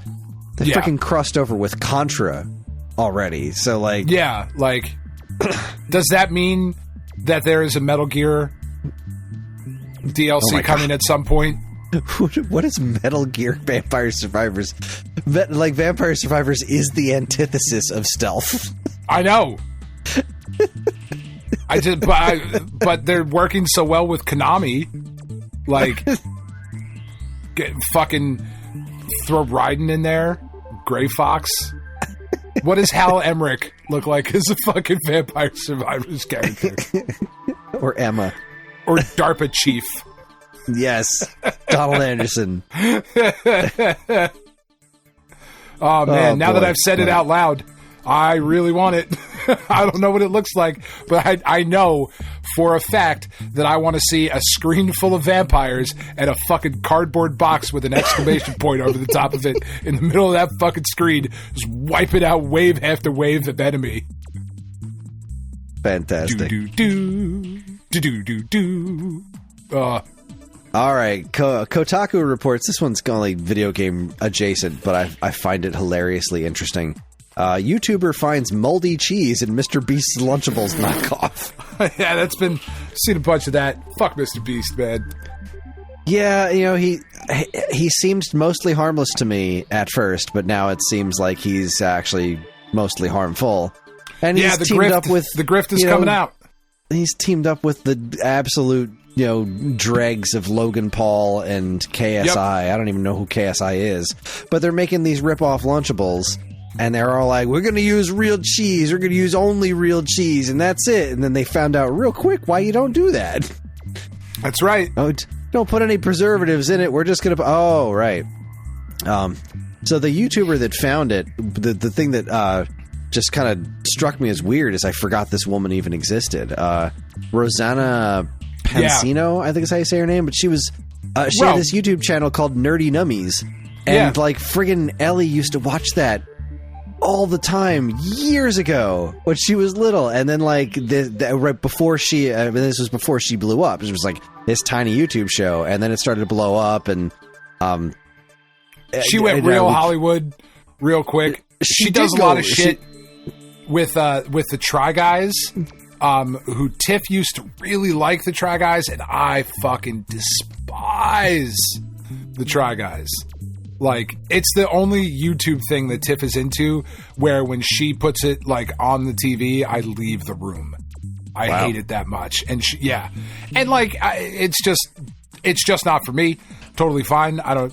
whatever. But Ro is on there all the time, and I'm like, oh, fuck, Ro, you were so cool. Because the kids also watched the Nerdy Nummies shit when they were little. Anyways, I saw a picture of her, and I was like... oh, wow, I forgot all about this woman. And then, like, I remembered, wait, she looked, like, really different when she first took off. And now she's starting to look more like a person again. Yeah. So, that's neat. But Mr. Beast can go, he can eat his own Lunchables. That's right. I'm concerned. That was a wild story.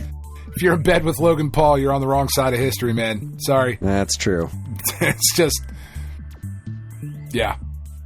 All right, we've got a handful of bad news stories to cover, so we'll try to go through them real quick, and we don't need to comment a lot on them. But IGN reports Netflix shuts down AAA gaming studio, high-profile dev leaves the company.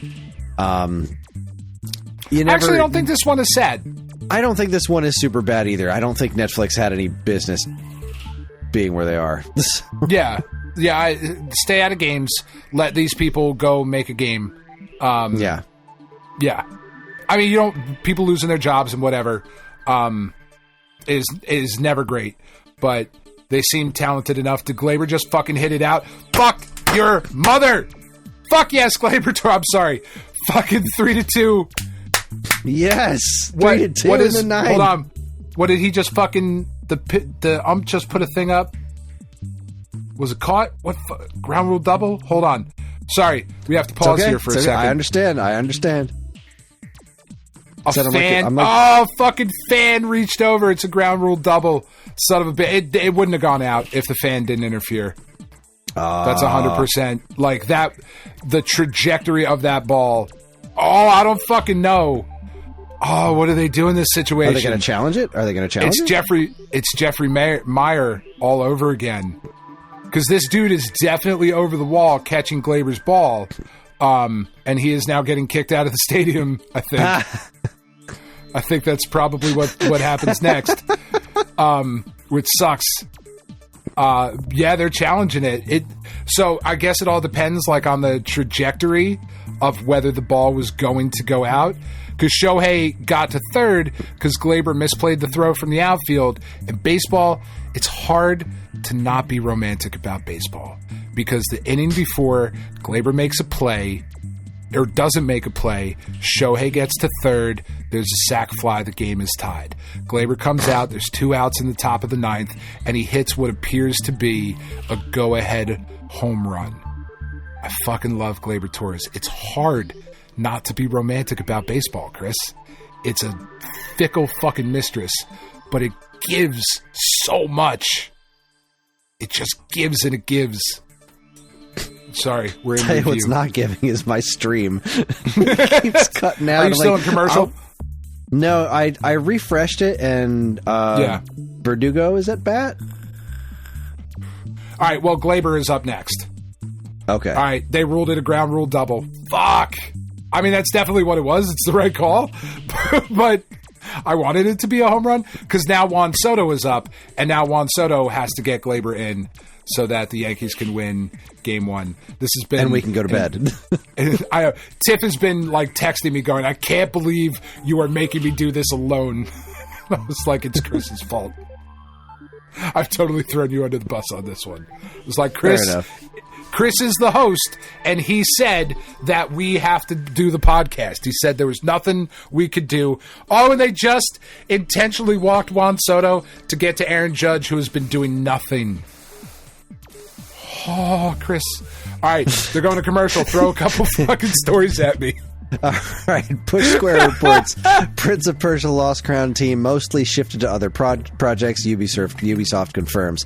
So they nuked this entire team that did this Prince of Persia game that everybody liked but nobody bought because Ubisoft is terrible at everything.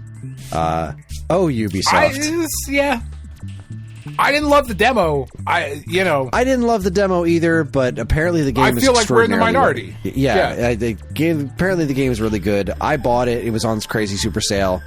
So I will give it a shot whenever I get my copy. This one, sure. Kotaku reports Beyond Good and Evil 2 is still alive and slowly moving forward with new leadership. Okay, yep, sure.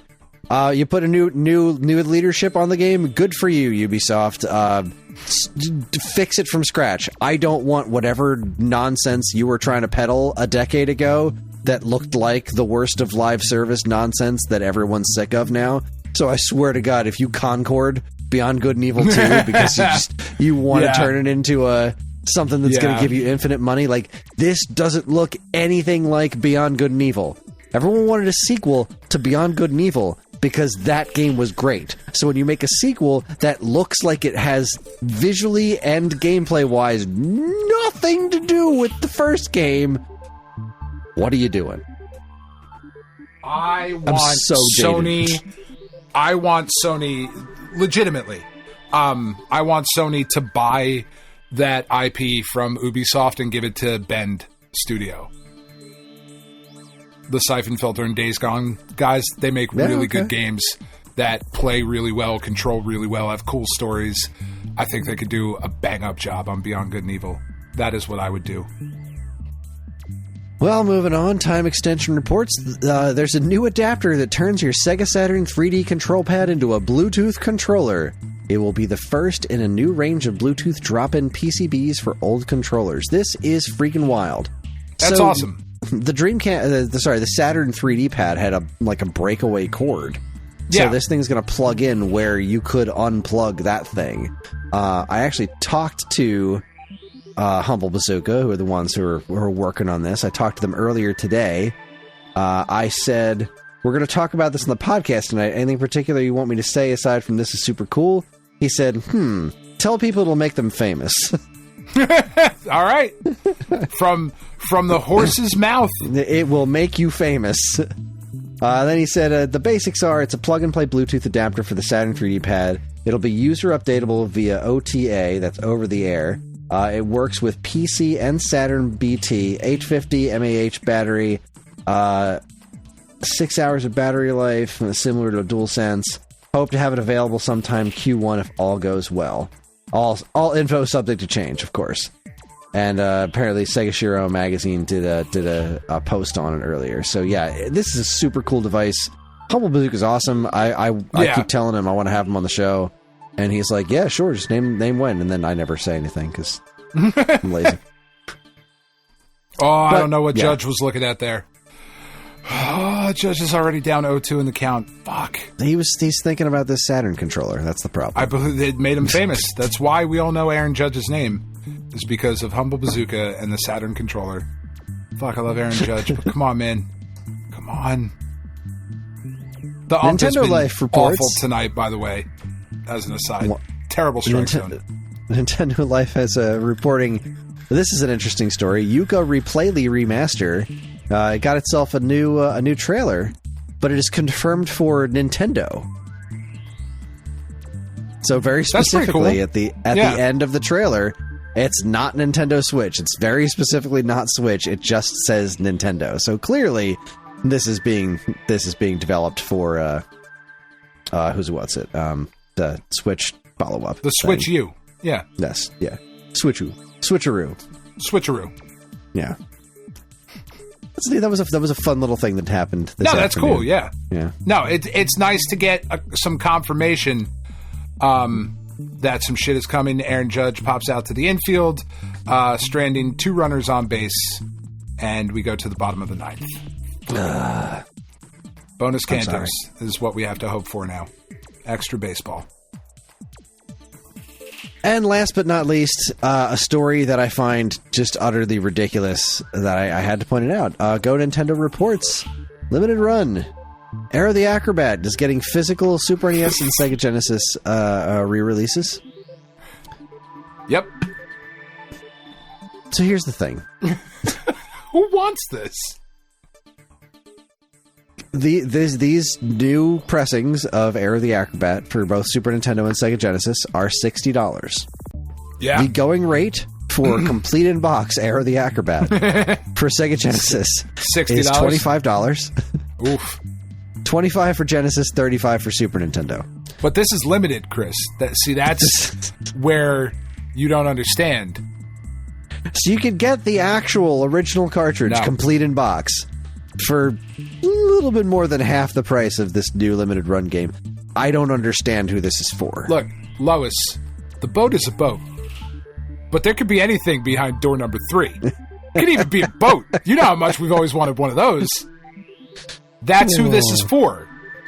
Yeah, you're right. Did you see there was some negativity that came out between like one of the former owners or founders of limited run games and the dude who's like currently running limited run games right now, because the dude wanted to do the CDR thing earlier, and his argument for it at the time was exactly what we have felt, or I have certainly felt, is like kind of the MO on some of this shit of like, we are selling these things, these are not going to be played. Like, we're not selling them to people who are going to play the game, so yeah, press it on a fucking CDR, who cares? That's who this is for. Like, this shit is not being sold for people who want to play a fucking game in the original cartridge on the original hardware. That's not what fucking limited run games is for, I think, most people. And that is kind of what I don't like about it, you know? But that being the case, what would be special? Like, why would you want this instead of the actual original thing? Because it says limited run games. And they could. That's the only thing that, like, for a lot of this shit, I honestly believe that's the only thing that sells a lot of this. That's so weird. Yeah, well, that wraps up it's a weird choice. News. For sure. That wraps this segment up, and it also wraps up this part of the show. We're going to take ourselves another break. When we come back, we're going to talk the 10, 20, 30, 40, and hopefully Dan will survive the night if the Yankees don't kill him first. You're listening to the Stone Age Gamer podcast from Geekade.com. Stick around.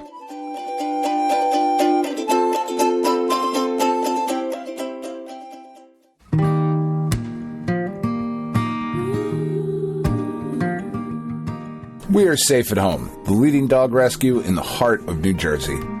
Are you searching for a loyal companion, a dog that will bring love and joy to your home? Look no further than Safe at Home.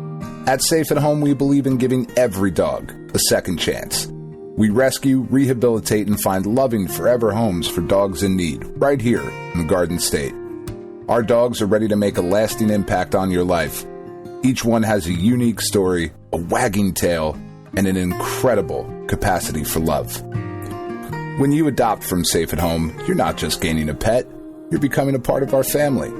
Our dedicated team ensures a seamless adoption process, providing ongoing support and guidance.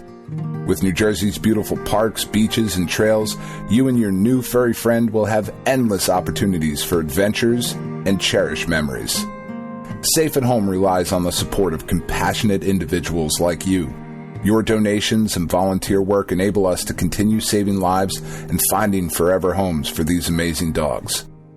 Join us in creating a safer, happier community for dogs in New Jersey. Together we can make a difference and give every dog the chance to feel safe at home. Visit our website or call us now to learn about how you can be a part of the Safe at Home mission. Safe at Home, because every dog deserves to be loved and protected. www.safeathomerescue.org. Hey there, Stone Age Gamer fans. Are you also fans of Star Trek? Well, maybe you'd like to listen to yet another podcast, maybe yet another Star Trek podcast. You see, me and my friend Majid, every other week, we talk about the original series, we talk about Strange New Worlds, we talk about Star Trek. We have a third friend, Brad, who's sometimes here, but he hasn't been. I don't know why. So come on over and listen to our show, yet another Star Trek podcast at yetanothersTpod.com or wherever you get your podcasts.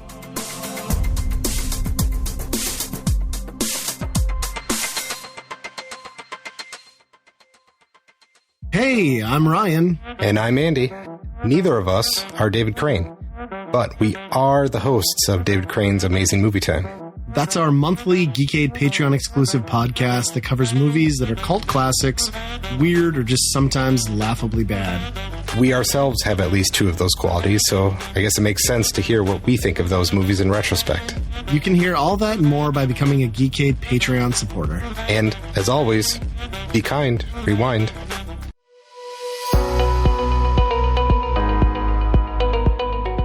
Hi everyone, Kris here. Podcast listening is free, but podcast creation is not. That's why the Geekade Patreon exists. In an effort to help us pay the bills, we've got a Patreon page set up where you can gain access to our monthly podcast topic schedule, get early access to many of our shows, and more. If you'd like to help support Geekade and keep these shows running week after week, head over to the Geekade Patreon page, linked in the show notes of this very podcast.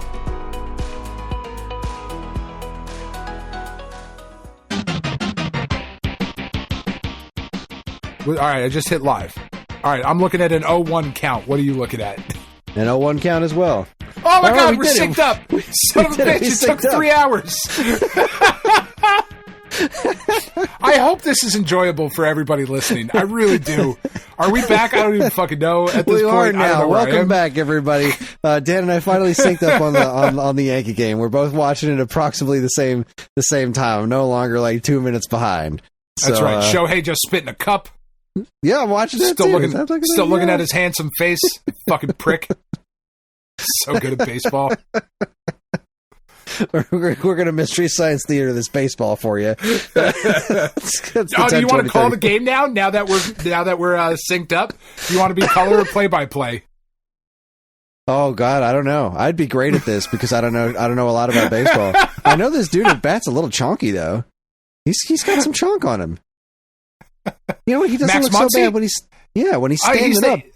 He looks normal, but man, that funky Muncy. He chonks when he hunches over to swing the bat. But this guy's not super fast, is he? He's not slow necessarily, but he's not a fucking world beater out of the box. He's out. He popped up. He sure did. Oswaldo makes the catch. Nice little basket catch with his bright blue fucking shoes on. Luke Weaver walking to the mound, go back to the mound and say, "Fuck yeah!" Little skinny fucking twink. I love him. we would make the best commentators. We certainly would. Yeah, neither of us are doing play-by-play. It's just all color. Yes. Max Muncy's up there swinging his bat like a limp dick. Oh, that was high. That's not good. TK That's not what Hernandez in his butter yellow shoes. Fucking not what you're wearing aiming butter for. yellow shoes. No, it's not. Although maybe he's trying to set him up. Now he's going to Yeah, fucking true. He's lulled him into beat a him in false the sense ankle. of security. That's right. Those are butter yellow shoes. That is They're a very butter yellow specific color. shoes. I It want to really spread does. those on some bread. I'm so hungry right now, Dan. All right. I'm 10, going to 20, take that 30, man's 40. shoes and spread them on a sandwich. That would be a... I might have some toast when I go upstairs. I fucking love toast. All right, so this Oh, is the man. 10, 20, 30, 40. Oh, no. Is he going to get it? He's going to get it? Oh, he Fuck. did it. Shit, you're a little ahead. Fuck yeah, Oh. Alex Verdugo. Look at that. You That was fucking a piece catch. of shit wearing your goddamn Red Sox shoes. He's still got the green and red fucking shoes from when he was in Boston. Oh, All right. Fuck yeah. Well, we're in extra innings. all right. Bonus And that means Cantos. it's time for us to do the 10, 20, 30, 40. Excuse me, I need a drink of water. We'll do the show on the commercial breaks. Yeah, we'll do the show on the commercial breaks. It'll be fine. It'll be fine. So for anyone who's new around here, the 10, 20, 30, 40 is where we talk about notable game releases from decades past, and we've got ourselves quite the setup.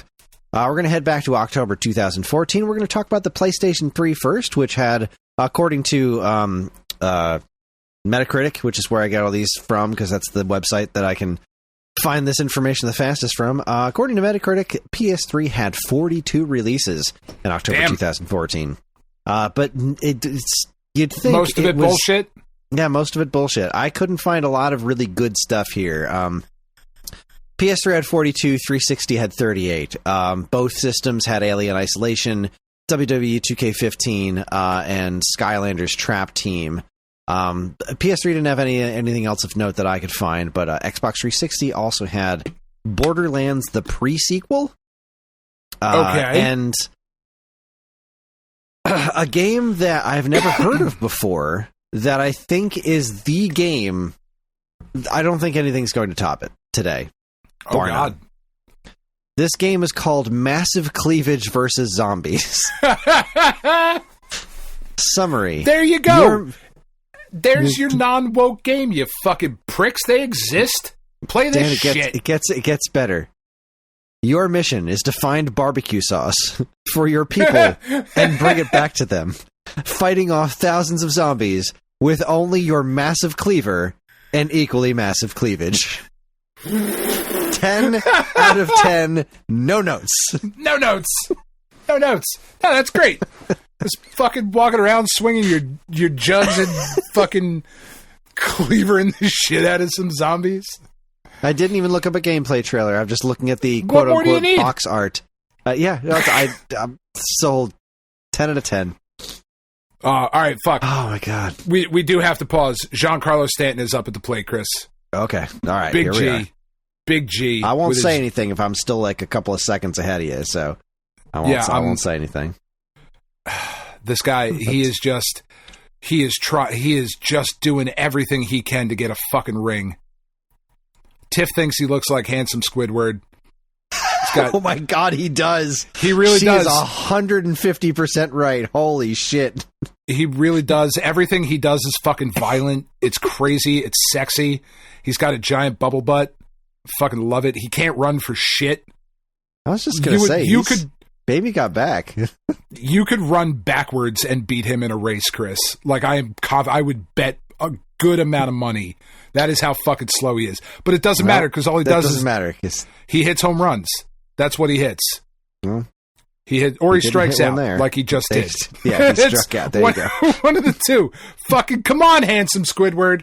I know you hit a 2-run home run earlier, but we wanted you to hit now another one like that. That was in the other batter's box. Fuck, he's trying so hard. He really wants a World Series ring because I honestly think he knows that he doesn't have a lot of time left because he gets hurt a lot. Mhm. You know? So now we got Jazz Chisholm at the plate. Boy, I like this Jazz. guy, this pitcher is. The pitches are all really loopy. They're very curvy. Blake Trinan, I believe, is Australian, so that makes sense. Oh, They're right. That's just the way gravity works down there. Bunch of twisty fuckers from down there. Oh, there we go. There we go.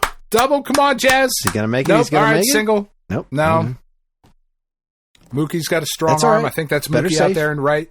Yeah. At this point, better safe. Don't push it if you don't think you can make it. Yep. Well done. Okay. Alex Verdugo coming up. Or no. Rizzo is up next. Rizzo the Rat? Yes. Anthony Rizzo. Come on. Antony. Oh, but it won't be Antony because who's fucking where? No, Oswaldo's in for, yeah, it's Rizzo. I was right. I know what the fuck I'm talking about. I know. I don't know what you're talking about, but I believe you. Oh, Anthony really? Rizzo's. Really? This is what we're doing? We're going to try right. to check the runner? Come on, guys. Rizzo's in there with fucking 2 broken fingers. He's like, fuck it, I'm playing anyway. He's got 2 broken fingers on his bottom hand when he bats. Jesus. So his right hand. Wow. But That's balls out. He said he was like, fuck it, the adrenaline from the crowd, like, I'm good. It's the World Series. Like, it's the playoffs in the World Series. I'm going to fucking name sit. Was Mookie. Yeah, Mookie Betts. He's really good. He's a really good player. It's a shame he's not on the. It's a shame he's not on the Mets because then it would rhyme. Yes, he is. Fucking stolen base for Jazz. Oh, he made it. Yeah, he did. Fuck yeah, he did. Love Jazz Chisholm. Love this kid. Jazz Chisholm Jr.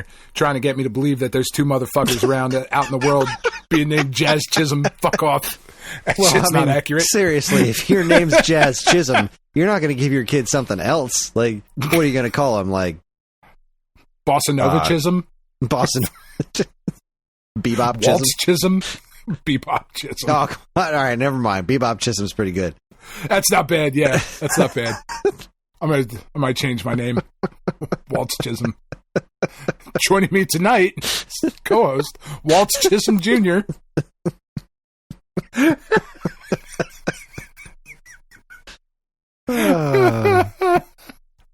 Anyways, we having back fun. In business. We back in business. Yeah, I don't fucking know. Let's. Yeah. So yeah, that's Xbox 360 and PS3. Really, nothing's going to beat cleavage. Wii U on the other Alien hand, Isolation. Sorry, Alien Isolation is a fucking outstanding game. Yeah, that's the outstanding fucking game. I forgot to mention that. That was I knew that was important to you. That's why I called you an isolated alien at the beginning of the episode. That's right. Yeah, it's good stuff. Wii U had 4 releases: Skylanders, Just Dance, The Voice, and Let's Sing. Oh, sorry, that was regular Wii, not Wii U. Because Wii U. Oh, Wii U's down here, right? I put that in the other chat. Right, we're talking about previous generation stuff. Now we're talking about the current generation. So yeah, Wii had 4 releases, but whatever, it's the Wii. PS4, Xbox One, Wii U. Moving on to this, PS4 and Xbox One. PS4 had 43, Xbox One had 30. Both platforms had Alien Isolation. Both had NBA Live 15 and NBA 2K15. PS4 had Drive Club, and then really nothing else of note. Yeah. Really nothing else of note past that. So yeah, I came up with 3 out of 43 releases that seemed super well worth pointing out. The Xbox One, though, also had, in addition to Alien Isolation and the NBA games, Sunset Overdrive and Project Spark. Project Spark didn't really go anywhere. That's the one that had that Conquer DLC, I think. Project Spark is this game where you were supposed to like make your own games. And, I don't know, man. But Sunset Overdrive's cool.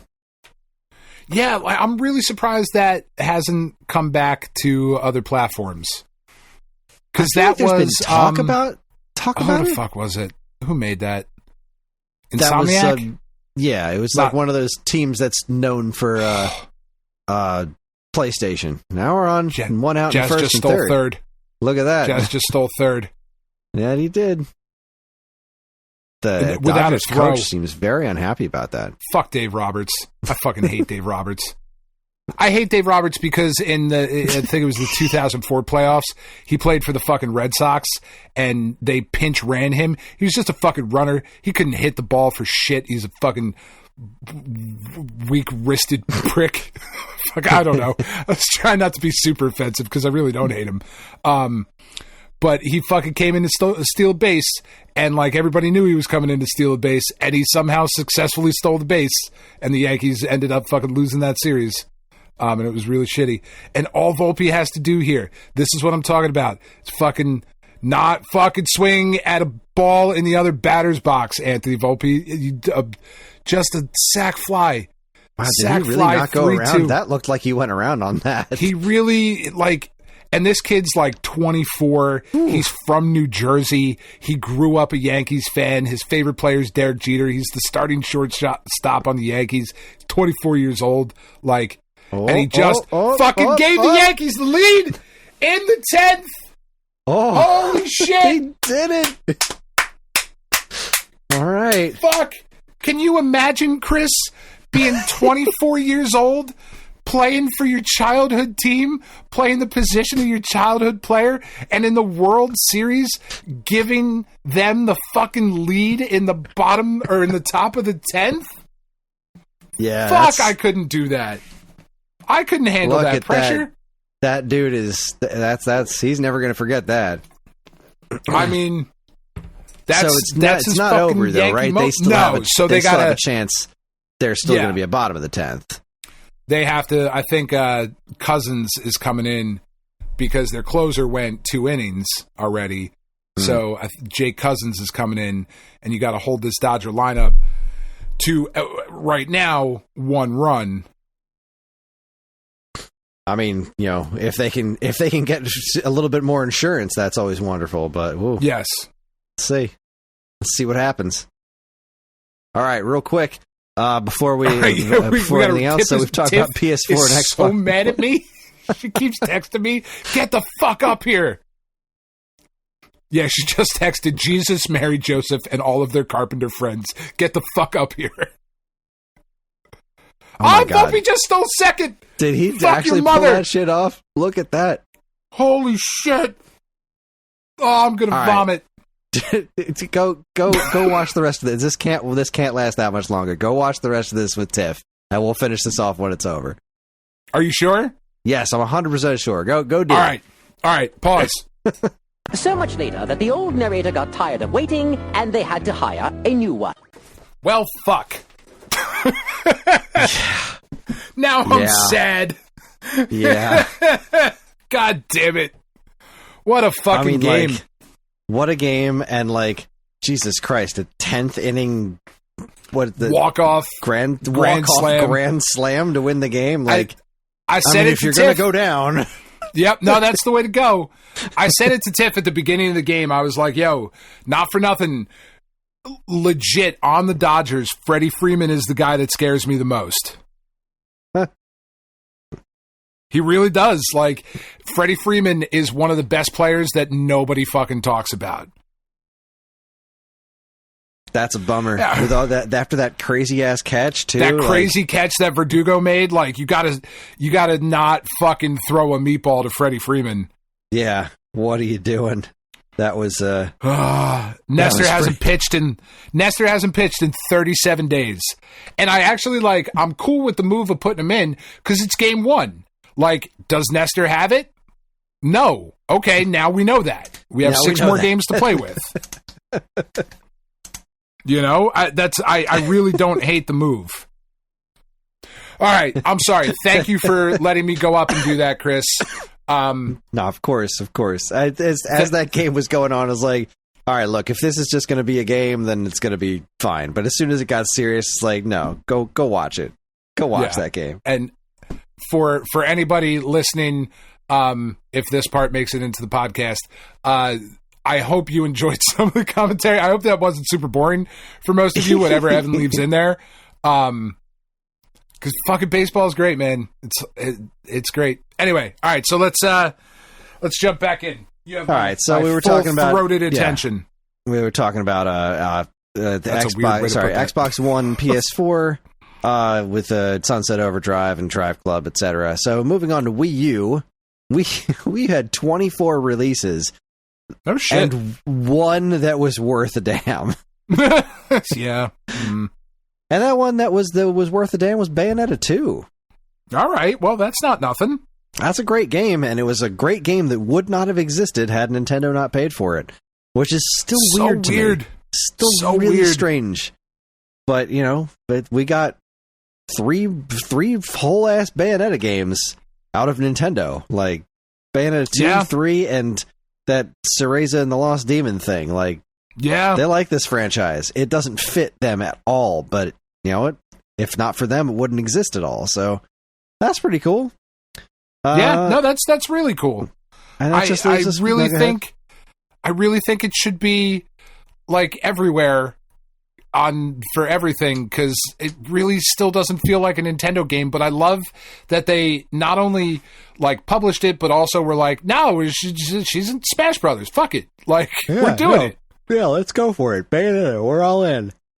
And like, I can understand why they're not like saying put it on everywhere else. Like, they're like, no, this is ours. We're fucking paying for it. Like, this is ours. But yeah, this game does not belong exclusively to Nintendo. It's so strange. It's a really weird fit, but it's an really awesome good game, and it's really good. Anyway, the Ouya had one release, something called Mind Test, and I don't care. And I don't give a shit. Moving on to the handhelds, Nintendo DS had 2 whole releases. We had Big Hero 6 Battle in the Bay and Magical Diary Secrets Sharing. Cool. Top tier. Big Hero 6.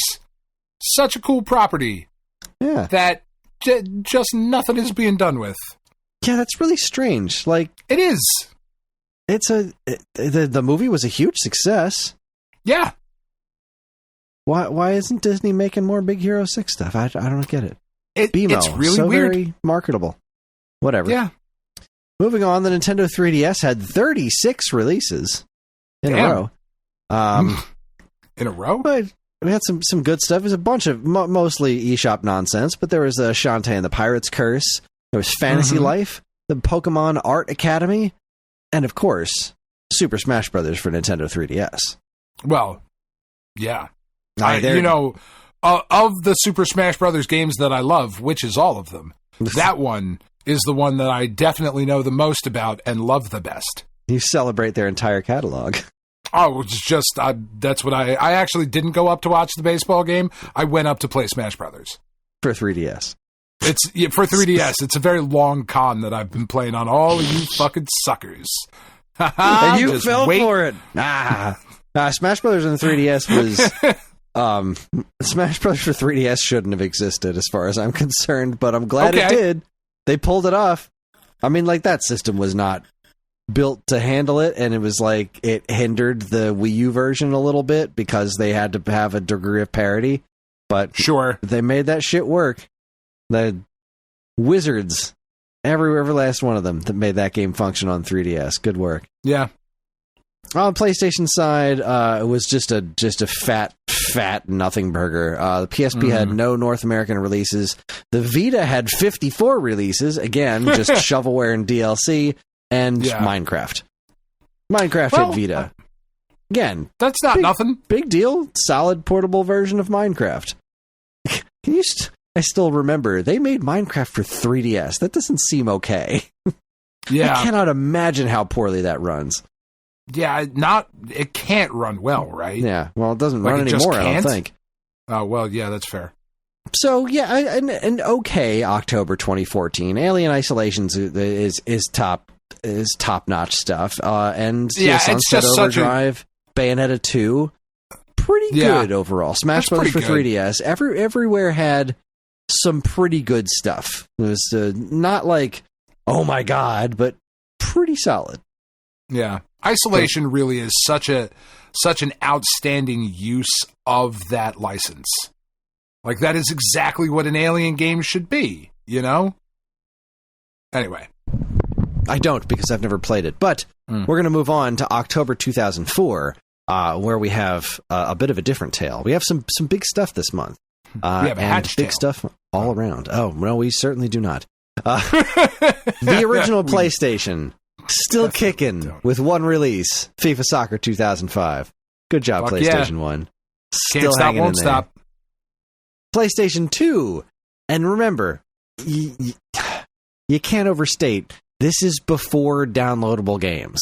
So every single one of the PlayStation 2's 67 releases this month with physical games.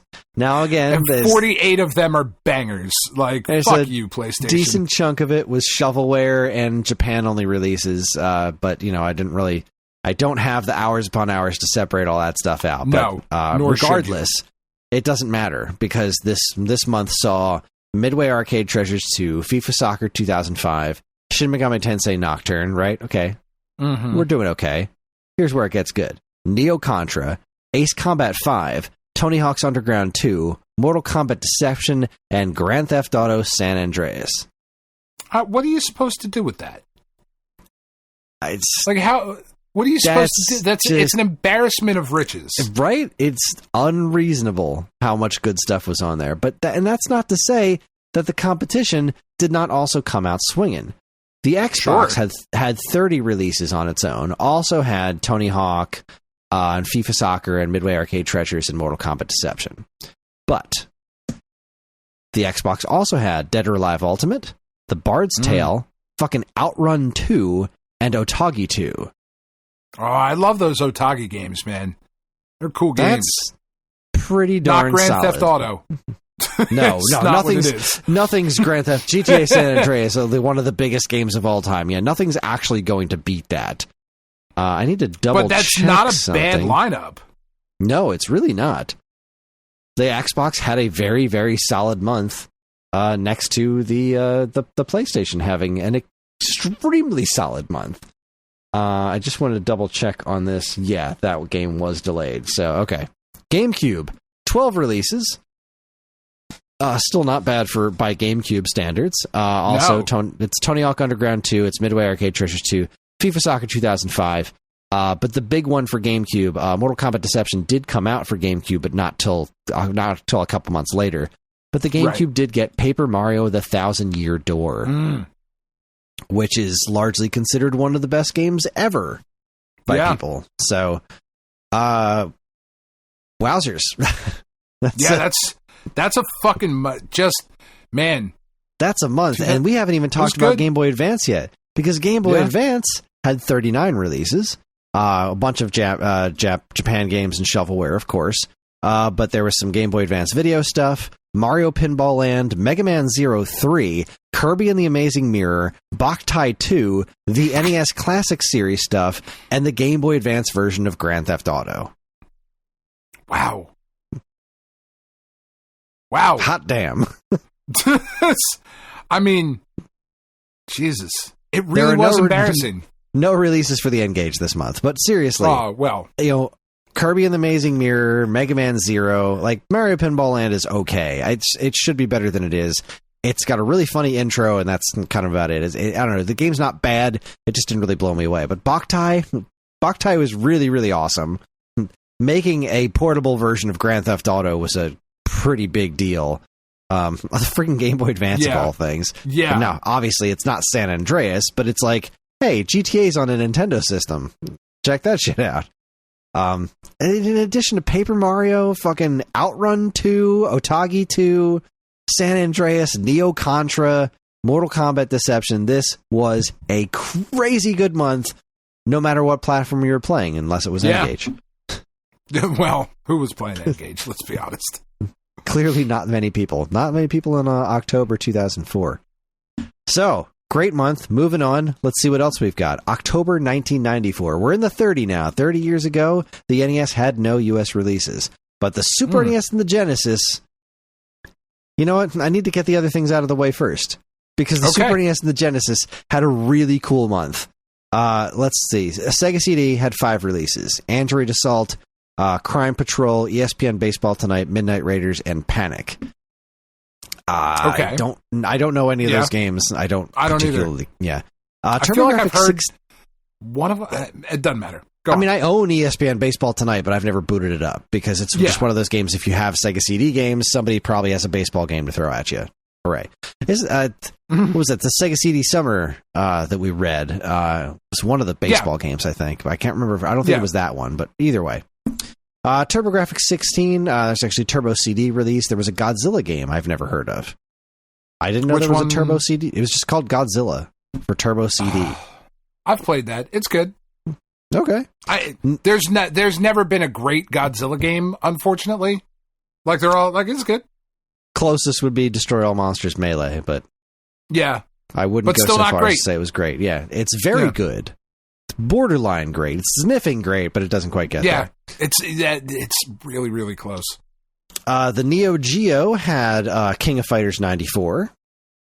Hooray, thumbs up. Good job. I like that, yeah. The 3DO had 3 stinker releases.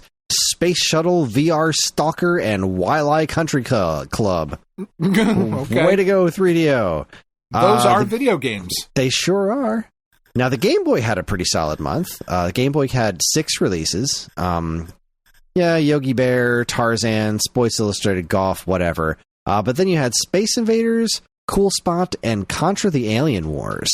Now, Contra the Alien Wars on Game Boy is one of those things that's like, wow, I can't believe this works, and it works pretty well. Like, having that game on the Game Boy in as good a shape as it's in is kind of marvelous. Impressive.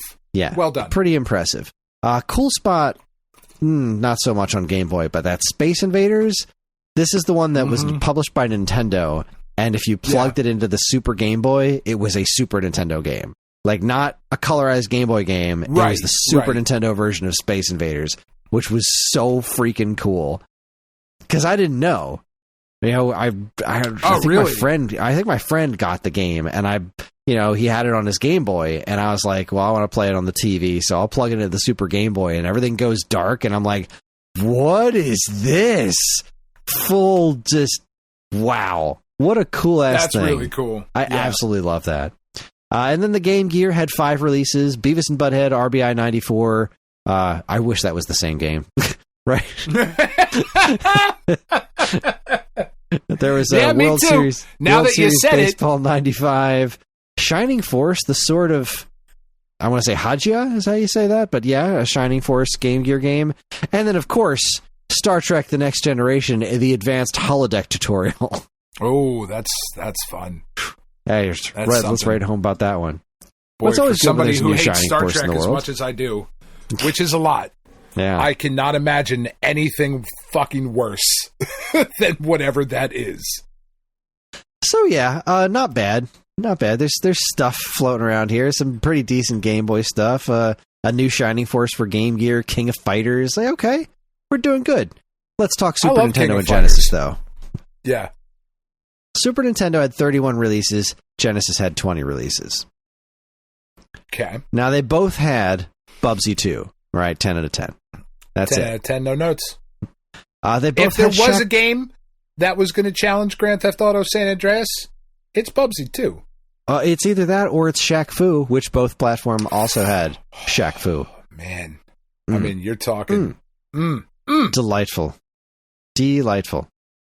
Super Nintendo got NBA Live 95. Sega Genesis got FIFA Soccer 95. Both platforms got Earthworm Jim. And now we get on to the big stuff. Okay. Exclusives for Super Nintendo include Super Punch-Out, Final Fantasy III, Stunt Race FX, Super Return of the Jedi, Indiana Jones' Greatest Adventures, Super Adventure Island 2, Sparkster, and R-Type 3. Well, I'm glad I took my pants off. Exclusives for the Sega Genesis this month. Exclusives for the Genesis, Art of Fighting, Dick Vitale's Awesome Baby College Hoops, Ooh, Contra Hardcore, Jurassic Park Rampage Edition. They got Lethal Enforcers 2 Gunfighters before Super Nintendo did, Shining Force 2, Mega Bomberman, and Sonic & Knuckles. Oh, wow. I mean, it was really leaning very heavily Super Nintendo there. And then you said Sonic & Knuckles. Oh, I still think Super Nintendo runs away with it because they got Super Punch-Out and Final Fantasy Fuck-Mothering 3. Like, yeah, there wasn't anything bigger in 16-bit than Final Fantasy. That game was fucking huge. And that was one of those, it fucking should be. It's one of the best games ever made. Final Fantasy 3/6 is an all-time classic.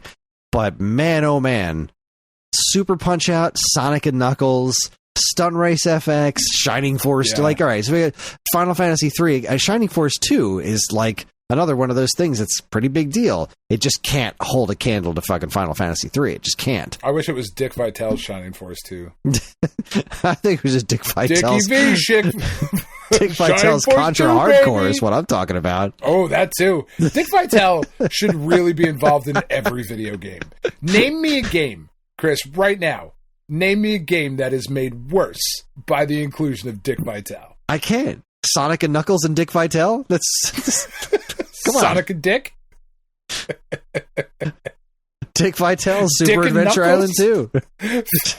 Dick Vitale running around in a grass skirt. Come on. This is great. I'm throwing tomahawks, baby. Dick Vitale in a jetpack. Dick Sparkster. It's great. Dick Vitale fighting whipping his fucking worm head out. Jurassic Park, Dick Vitale edition. Clever girl, baby.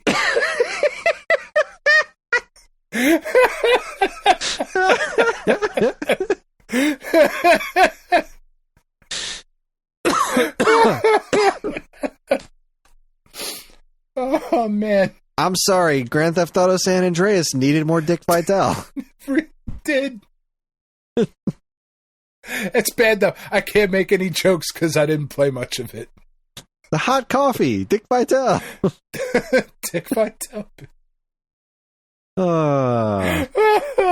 If any of you are too young to know who Dick Vitale is, you've had a lesser life than we have. I'm sorry. Go look it up. The internet exists. He was awesome. So, yeah, as much as, like, look, Grand Theft Auto San Andreas is a huge fucking deal. That was a huge fucking month. But I honestly think this Super Nintendo versus Genesis matchup was the harder matchup. Like, yeah. This is two systems, like 31 releases versus 20 releases. It's a closer number than your PS2 and Xbox and GameCube by a long shot. But also, this is blow for blow. If not for Final Fantasy 3, Genesis might have had this. Like, I mean, Contra Hardcore? Come on. Contra Hardcore, Sonic and Knuckles. It speaks R-Type to 3 and Sparkster. Yeah. Like, geez, the Super Return of the Final Jedi. Fantasy like, 3 was just so fucking big. This was a hell of a month, these two. Yeah. Unfortunately, we're not going to finish off very strong. Oh. Yeah, the 40 was once again a bit of a letdown here. I feel like...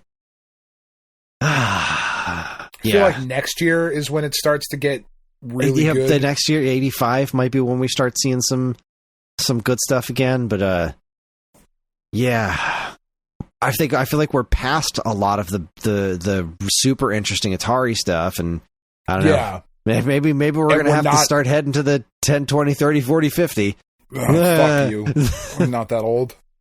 But September 1984, the arcades saw the release of Pac-Land and Super Punch-Out, which I didn't realize. It was Super Punch-Out was exactly 10 years later for Super Nintendo. I didn't realize that. But yeah, arcade version of Super Punch-Out. October 1984, not September. That's awesome. Also, the Atari 2600 had 6 releases. We had Frogger 2 3D, Montezuma's Revenge, Motocross Racer, Spy Hunter, Tapper, and Up and Down. I had no idea Spy Hunter was on 2600. I can't imagine it looks good. It doesn't look bad. It's actually a really expensive game, too.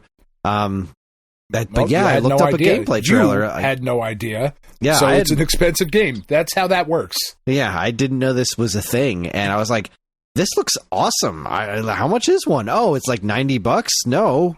Never. No, sir. It's not that good. I don't like it. I really like Spy Hunter, man. Yeah, Spy Hunter's one of those games that they've tried to like iterate on and make it something more than what it is, and like don't do that. It's kind of perfect in what it is. Yeah, we played a lot of the NES game. Yeah. Like the only way to like iterate that game into something, you have to go to heavy burger territory. Like you have to get really outside of the fucking box, you know? Well, I want to say Super Spy Hunter for NES was very good. That was Sunsoft legitimately making an NES follow up to it, and has solid music, very good looking game. And of course this was Sunsoft at their prime, at this point, and I thought Super Spy Hunter was a very good follow up to it. But once they started doing like the big modern 3D kind of things, that's more what I'm talking about. It's not really the same animal anymore. Yeah, kind of lost the plot. Speaking of losing the plot, there we are. Okay, I just totally lost my page. It's right back. So yeah, that's a pretty solid. Frogger 2 3 Deep is neat. At least I think it's neat. I've never played it, and I've always wanted to. Really? It's been on my list for such a long time, but that's another relatively expensive 2600 card. At least it always has been. But, Tapper. Tapper's cool. Tapper's Tapper. solid. I don't think I've ever played the 2600 version, but that seems like a game that should translate just fine. And I'm unfamiliar with Up and Down. I don't know what that is. I want to say that's the 2600 version of Bump and Jump, but I feel like that game had like 900 different names. I have something caught in my throat. Like something is choking me, and I keep drinking water. It's not getting any better. It's not what you want. I'm very sorry. All right, so Up and Down. No, that's not Bump and Jump. Oh, this game looks neat. Is it a sex game? Sounds like a sex game. Yes, it is. No, you're a car, and it's like a vertical scrolling thing, and your car can jump. So it's not entirely dissimilar from Bump and Jump. Yeah. Oh, but it's got this kind of like pseudo 3D perspective where the tracks zigzag back and forth. This is pretty nifty looking. That's cool. Yeah, totally unfamiliar with that one. Okay, that's a pretty good month. That's a pretty good month for Atari 2600. Over on the Intellivision, you had Fat Lot of Nothing. As a matter of fact, there are no more Intellivision releases for the rest of the year. Thank God. The Atari 5200 saw 5 games: Beam Rider, Mr. Dew's Castle, Space Shuttle, Zenji, and Zone Ranger. Mr. Dew's Castle and Beam Rider I'm familiar with. I know of Space Shuttle. That's an Activision joint, but I've never played it. And I don't know what Zenji and Zone Raider are. All right. Beam Rider is such a cool name. And it's a cool game, too. Yeah. At least the 2600 one's really neat. The ColecoVision, though, had a big month. ColecoVision had 12 releases this month. Oh, shit. Artillery Duel, Brain Strainers, Congo Bongo, Dr. Seuss's Fix Up the Mix-Up Puzzler, Fortune Builder, Frogger 2 3 Deep, Monkey Academy, Montezuma's Revenge, Mountain King, Mr. Dew's Castle, Pitfall 2 The Lost Caverns, and Zenji. Congo Bongo, for me, is the standout there. I really dug that game. It looks and plays really good on the Coleco. I've never been a big fan of Congo Bongo, but Pitfall 2. Pitfall 2 is also really solid. Pitfall 2 gets my vote. You had a lot of the same releases as elsewhere, like the Montezuma's Revenge, but Mountain King. I have Mountain King on 2600. I can't remember that game right now. I've never heard of Dr. Seuss's Fix Up the Mix-Up Puzzler. That's pretty wild. Yeah. And I've never heard of Monkey Academy either. What on earth is Monkey Academy? I've got to know. I don't know that one. It's just wild to me how much better shit looked on Coleco versus 2600. Well, it was much newer hardware. No, I know, but they were newer. still releasing, game for game in a lot of instances, which is kind of wild. And the 2600 was still able to maintain. Yeah. I don't know about this Monkey Academy game. It looks like there's math and bananas. Hate that. But it's Love not bananas. Donkey Kong Jr. math. Yeah. Yeah, no thanks. I'm good. Love bananas, hate math. Let's see. We've got nothing new for the Vectrex and nothing new for the Game & Watch, and that wraps things up. That's pretty good 10, 20, 30, 40. Pretty good one. Some good stuff this month. No huge letdown stinkers for the evening, and that makes me happy. Well, except for the Yankees. I'm just kidding. It was a letdown, but they weren't stinkers. That was a hell of a game. No, that was fucking great. This postseason has been so much fun to watch. It really honestly has. Like, win, lose, draw. There's no draw. There's no ties in baseball. Win or lose, the games have been really, really fun and entertaining.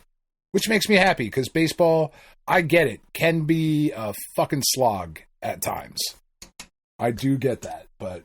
Oh, the pitch clock has helped. Yeah, 100%. 100%. All right, that's going to wrap things up for us. It was a long one, but you know what? That's what she said.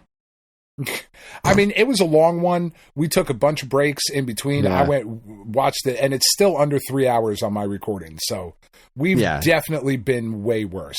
We've been worse. All right, if that's our show, join us next time for the Alphabet Super Series. We'll be talking about Q*bert, the PlayStation and Dreamcast. I'm excited. And you should be too, because it's a cool game. We're on most social media platforms. A hard time figuring out what to go with for R. There's a lot to choose from. There's so much. Well, I'm winding up with S. Yeah, I mean, that's not much better. There's even more S games out there. Yeah. Super Mario Brothers.